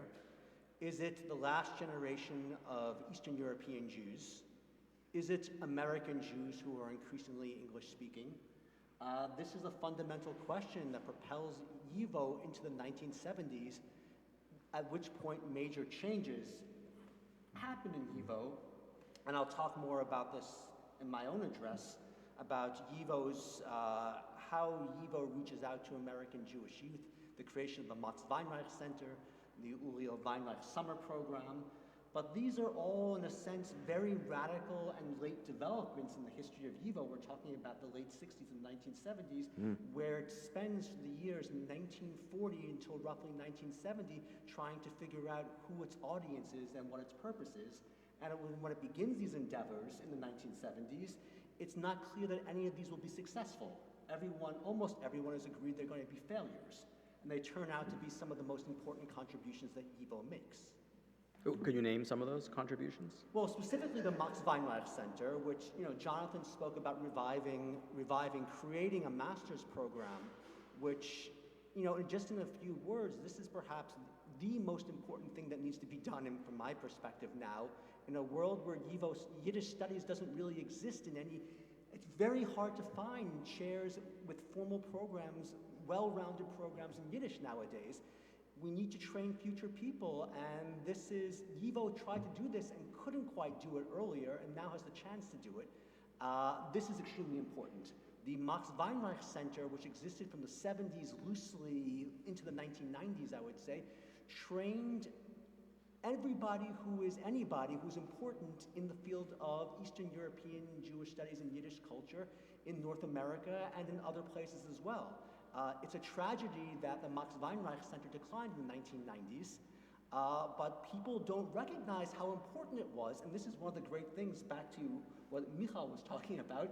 This actually represents the fruition of Eastern European and American methodologies, which YIVO hoped to achieve, but really wasn't achieving, apart from what, say, someone like Weinreich wasn't really achieving until the 1970s. This begins. Holocaust studies, yes, YIVO is a leader in this, but many other of the areas YIVO is active in, you might say the methodologies aren't keeping up. Uriel Weinreich, had he lived longer, he would have done so much. Joshua Fishman, had he played a larger role in YIVO, would have done much. But you look at much of the YIVO scholarship about language, it's rooted in pre-World War II methodologies. So I won't go on this topic, but you see there's a generation had to come and pass and lay the seeds for further fruition, And now I hope finally some of these visions will finally come to fruition almost, 85 years later. Great. Yeah, well, of course, Kalman is the expert here, and we're all excitedly waiting for his book to appear in print. I've had the pleasure of reading the manuscript, but I know we're looking forward to seeing the final version. But just to to expand a little bit on some of the points you made, first of all, I would say that, as Jonathan spoke about, and as you said, that YIVO was always committed to documenting the past, but also to the present, and which Weinreich argued was necessary for building the future. That one of the things that struck me most in researching YIVO's immediate post-war history is that, on the one hand, it became the most important center in the world for documenting and studying the Holocaust in the immediate post-war years. When Yad Vashem was created, Yad Vashem came to YIVO to ask for help, because YIVO had the largest archive of Holocaust material anywhere. But at the same time, YIVO always resisted. It didn't want to be seen as a Holocaust institution. And very quickly, it described the United States, America, North America, as the center of its focus, that it wanted to adapt to the American context. It wanted to research American problems, not just American Jewish problems, but American society more broadly. So it never saw itself primarily as a kind of a custodian of the past of Eastern Europe, even though that became an important part of its work. It turned its attention almost immediately to its new home and to its present situation. But also, in a sense, what you said about the Weinreich Center, you could say that YIVO was a victim of its own success, because it was, I don't know if that's the right metaphor, it was ahead of its time. I hope it is, because I Yeah, okay, good. So I said that correctly. But as you said about the Weinreich Center, it became the incubator for a whole generation of Jewish studies scholars, who then went on to be the first generation to really lead Jewish studies programs across the United States. But as Jewish studies grew and became more accepted on campuses, the distinct need for a separate institution to offer that kind of training seemed to have declined, just the way that when Holocaust studies became more established as a field, right, YIVO's pioneering role was eclipsed by later institutions that that went on to come to dominate the field. So in a sense, YIVO was ahead of its time, but at the same time, that it sort of made itself obsolete by the success of some of these initiatives. Michal? Yeah, maybe not about the YIVO, but about the Jewish Historical Institute, which somehow continues, or those who created the institute wanted to continue the history of the YIVO in Poland still, but it changed after the war. It changed dramatically. The change was that those who were involved first in the work of the Central Jewish Historical Commission, and still during the war, operating still during the war and after, could not collect any more materials about the present, because the present was not so important for them as to collect everything that was about the past. So they changed their way to operate and to collect the history and to collect the documents, artifacts about the past. And I think I find this striking, that when you look at the collection of the Jewish Historical Institute right now, the collection that has manuscripts from the 16th century and documents from the 80s and the 90s about the Jewish life in Poland, and the collection collected just after the war, even though it does not have a clear connection with the Holocaust as those old manuscripts, it all could be seen as a collection of Holocaust materials. Every document and every object could be seen as a Holocaust object and as a Holocaust document. And I think that this was something that came out of the history and the legacy of YIVO, of collecting, but created something completely different and completely new in terms of how we can look at in which we can look at the documents and which we can look at the books and objects that has such a strong connection with the Holocaust and the history that happened in occupied Eastern Europe. And I find that this is the true legacy of YIVO in Poland, the collection of the Jewish Historical Institute and the way that we can research it. And I think that it still awaits for historians to look at it. Sylvia? In Buenos Aires, there were many small libraries in different communities and organizations, but YIVO was the one and only archival organization, and it received materials from the experience of the Jewish colonization in the fields. It received material from different organizations like the organization of the actors and actresses. In the time they were creating the materials. Some other organizations that were active, they kept their own materials, but very soon, for example, the Landsmannschaften collection is a huge part of YIVO collection. And after the war, Argentina received a very big immigration of survivors that they brought their own materials. So they were their own, they felt the responsibility to entrusting the material to YIVO, and YIVO became the first and major organization, archival depository of Shoah materials. Only in the 19th, we had another organization that became responsible for like a museum for Holocaust. So I think this was a huge change, not only in focus of the collection, but also the fact that we received in 1952 a group of scholars, artists, that they came as a group, and this was a very important event for the community as a whole. It was a change in cultural activity, and it was reinforcing Yiddish as an actual cultural issue. And also in YIVO, there was the first exhibition of Shoah materials. It was quite a shock for the visitors because I think it was 47, Malena, it was 47, the first exhibition of Shoah materials. No. So I remember reading something by Sutzkever right after the war in the destroyed YIVO building, where he mentions that the two chimneys remaining in the building looked like two hands pointing up to God. But it wasn't only YIVO's building here in Vilnius that was destroyed. It was the headquarters of Buenos Aires, YIVO, that came under attack in a terrorist attack not so long ago. How much of that collection was lost and is not retrievable? The bombing was in 1994, and the archives was rescued by 800 kids, 800 teenagers. Talking about figures, one of our teachers was also teacher in different schools, and she gathered all her students, and they became a group that rescued the materials.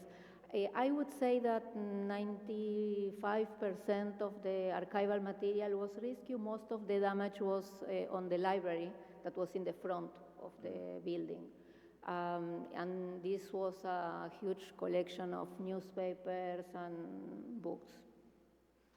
So I want to move a little bit to the present, and maybe beyond the obvious.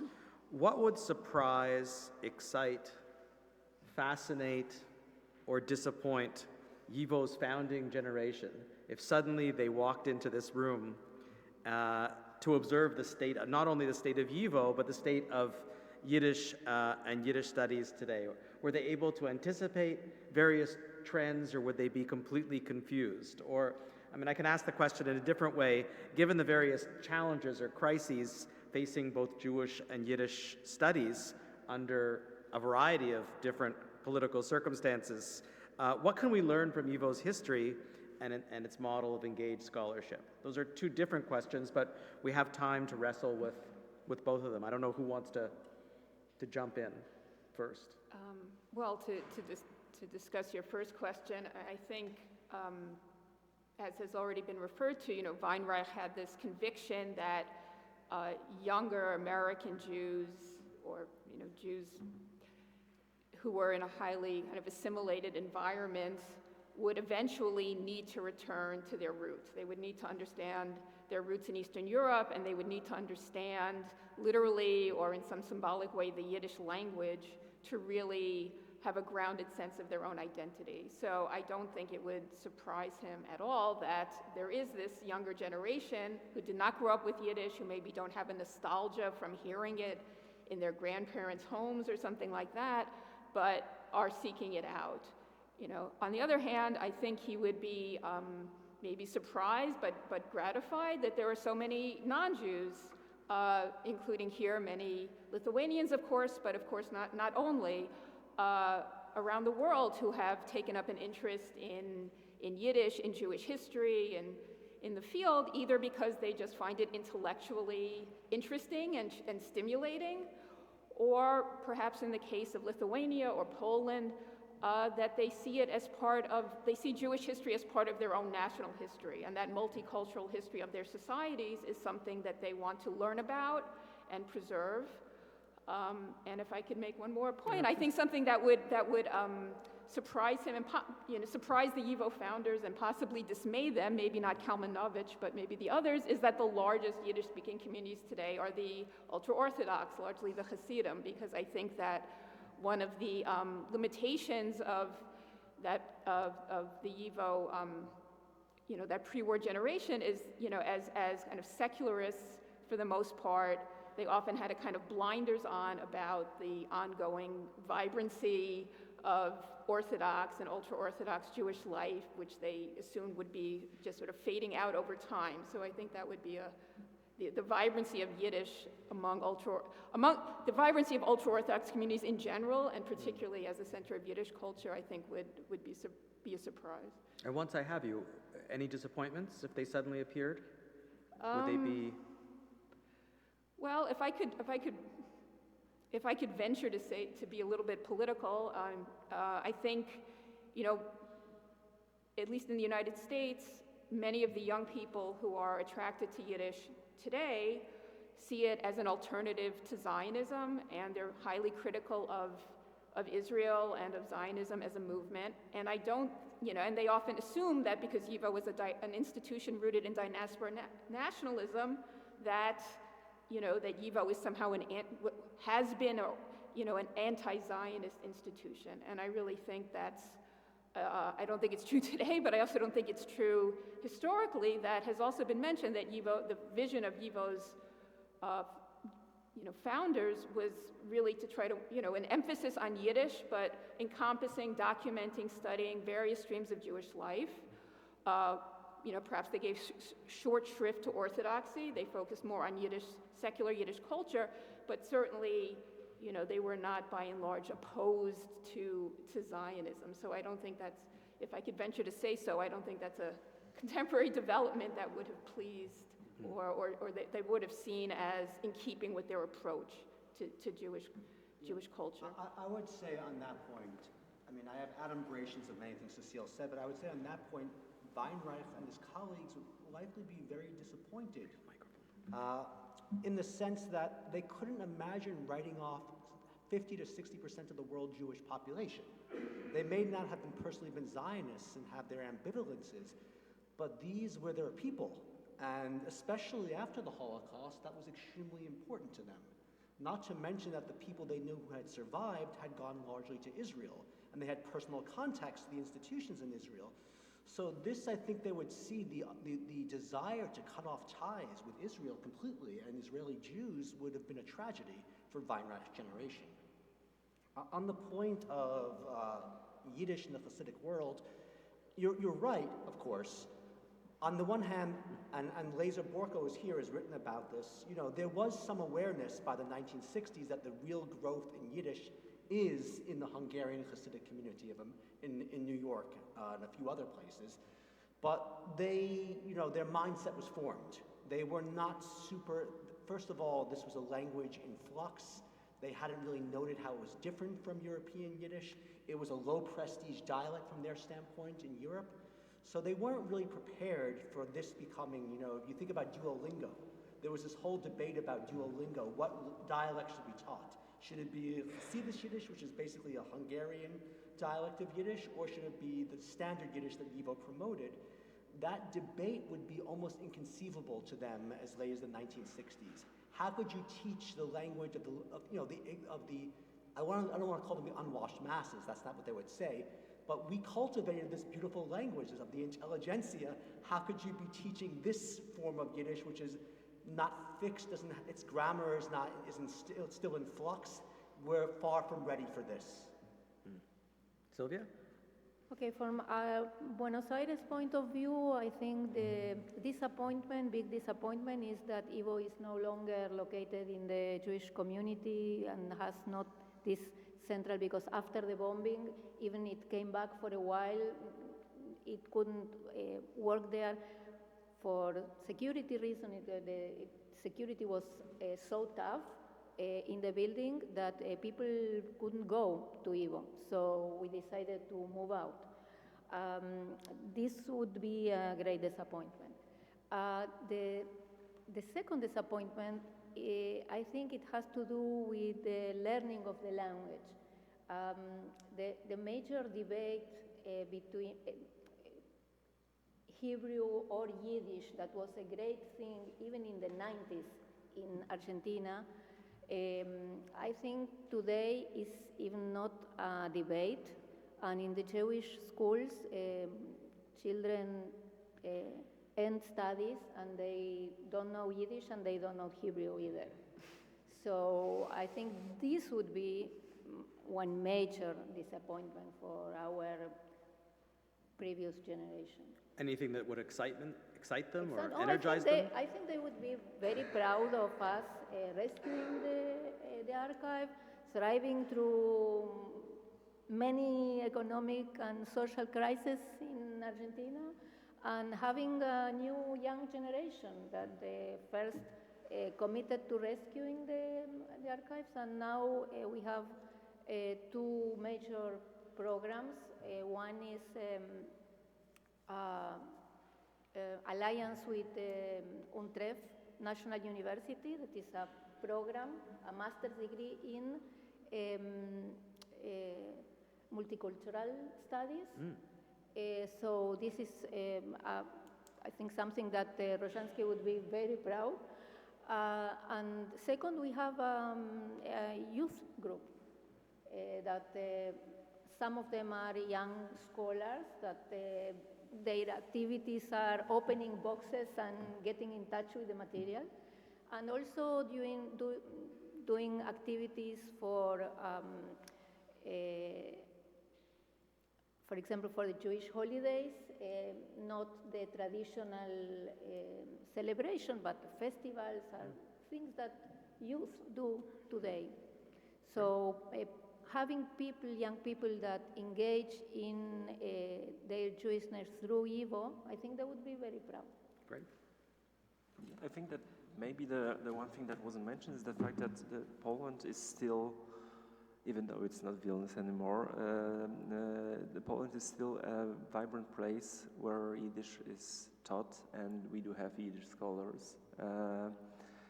And I wanted to add something to what Cecil said, that a lot of people come to learn Yiddish because they want to present it as an anti-Zionist statement of their own.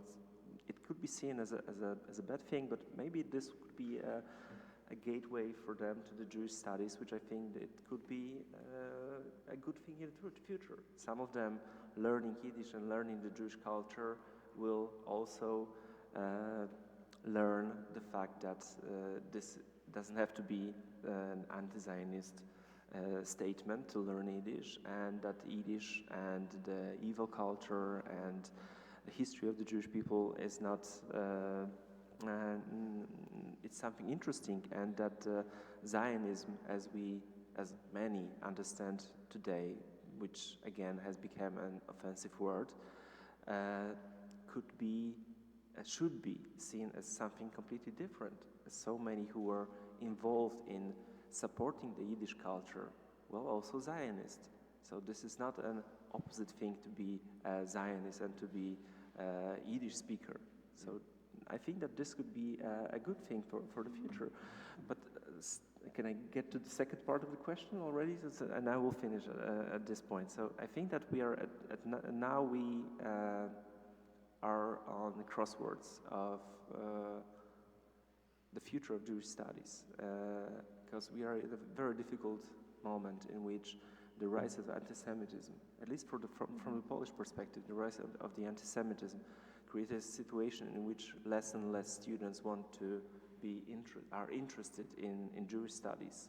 Less and less students are coming to the Jewish studies departments. The institutions connected or telling the story of the Jewish people in Poland has less and less interest.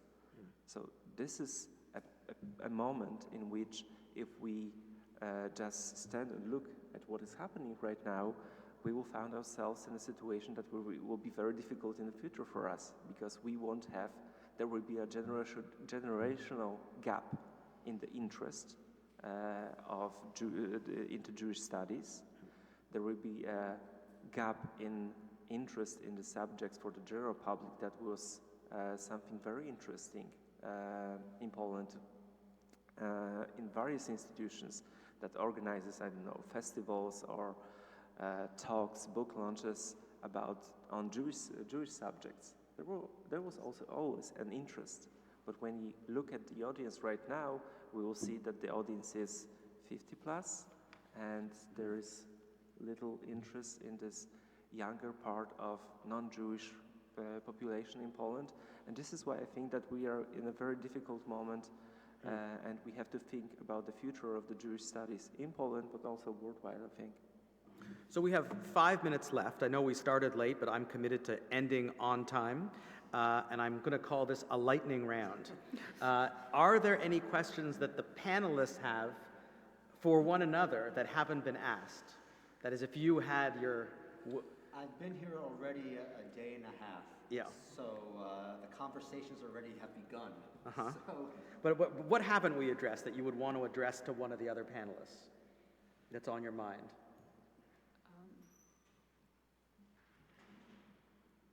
Well, I think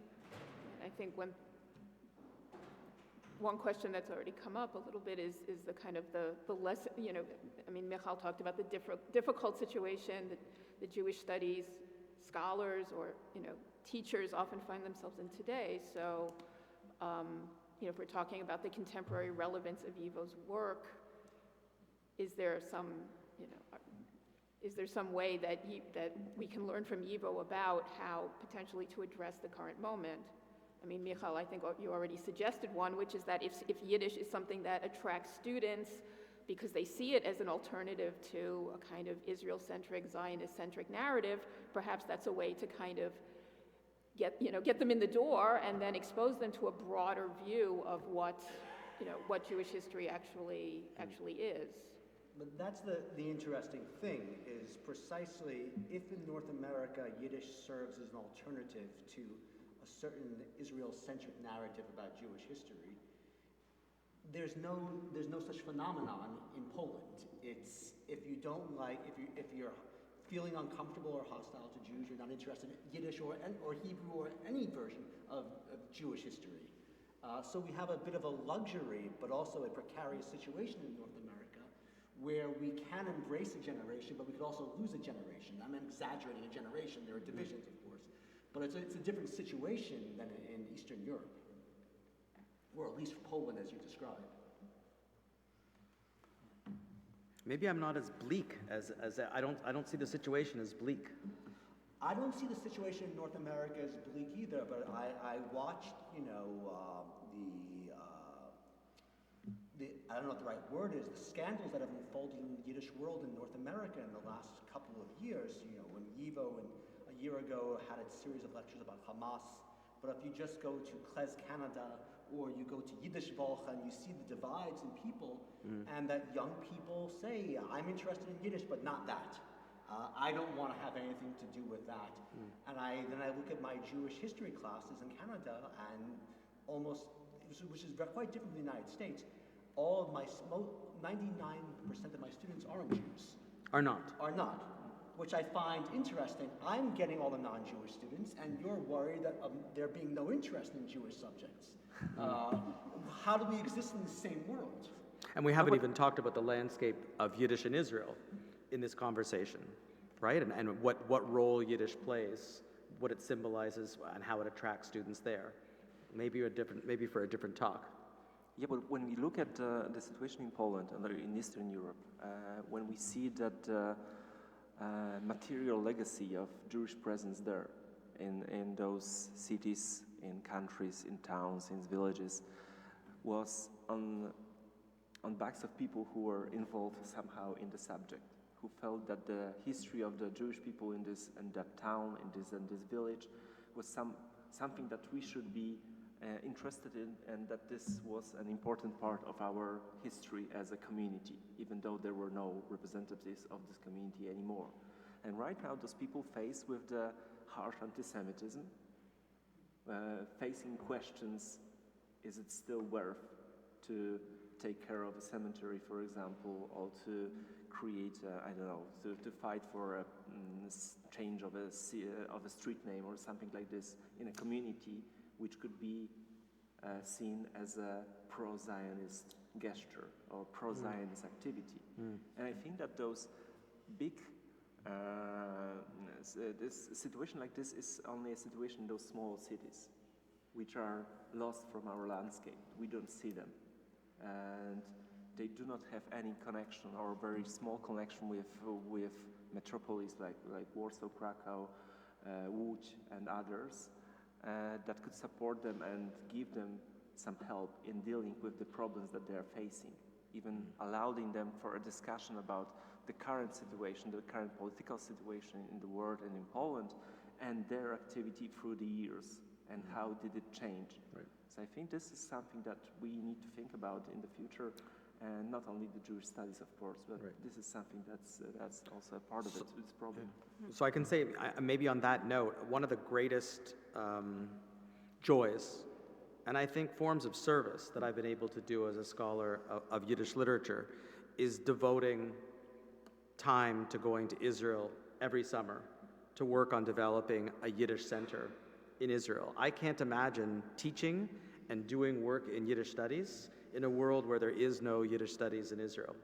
So it's a topic that might be adjacent to our work and conversations over the next 2 days, but it's absolutely critical that we do the work to make sure that wherever there is interest, there are people. Do you have one more thing before we stop? Yeah, I don't want to keep us from wrapping up, but no, I mean, I think one of the things that's interesting, one of my first comments was how when YIVO was founded, scholars looked to the Soviet Union as a model where there was government support for Yiddish, and ironically, Israel, despite the history of, sometimes ambivalent to negative attitudes towards Yiddish in Israel, right? Israel is a place where there is government support for Yiddish, and that's been tremendously important. And if I could just, briefly say, one thing I've thought about a lot recently is how the YIVO scholars by the late 1930s were dealing with the situation of rising anti-Semitism, right, and on the right, and rising calls on the left to become sort of activists, right, by openly embracing socialism, right? And I think we see kind of similar pressures today, and the YIVO scholars, reaffirmed the idea that scholarship could have a function to play, and that it was more important than ever. They described it as a weapon in a time when scholarship itself was a battle. Part of it, they felt they could do this by documenting, by presenting facts that would refute anti-Semitic lies about race, about Jews as economic exploiters. And I think, we have a more challenging situation perhaps today when basic facts are often disputed, right? That just presenting data is not enough to convince certain people. But they also presented a model where, they saw themselves as supporters of the Jewish community, as serving a role within the Jewish community, without sacrificing their scholarly standards for the sake of some kind of political activism. Right. And I think that's, particularly for us in the United States, I think that's a model that is worth thinking about today. So I'm really excited to hear the papers over the next 2 days. We've assembled an amazing group of scholars whose work will be really stimulating. And I believe now we have a way to guide us into the next part of our evening.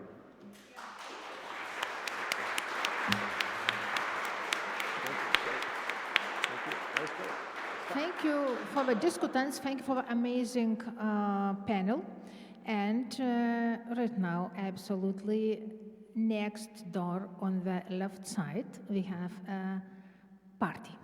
We will have a party with the Yiddish modern music. So please just change the location and enjoy the Yiddish modern music, as well a short introduction of Dr. Tomasz Jankowski about the Yiddish music from the different collections, including the YIVO collection of Jewish music. Yeah, enjoy.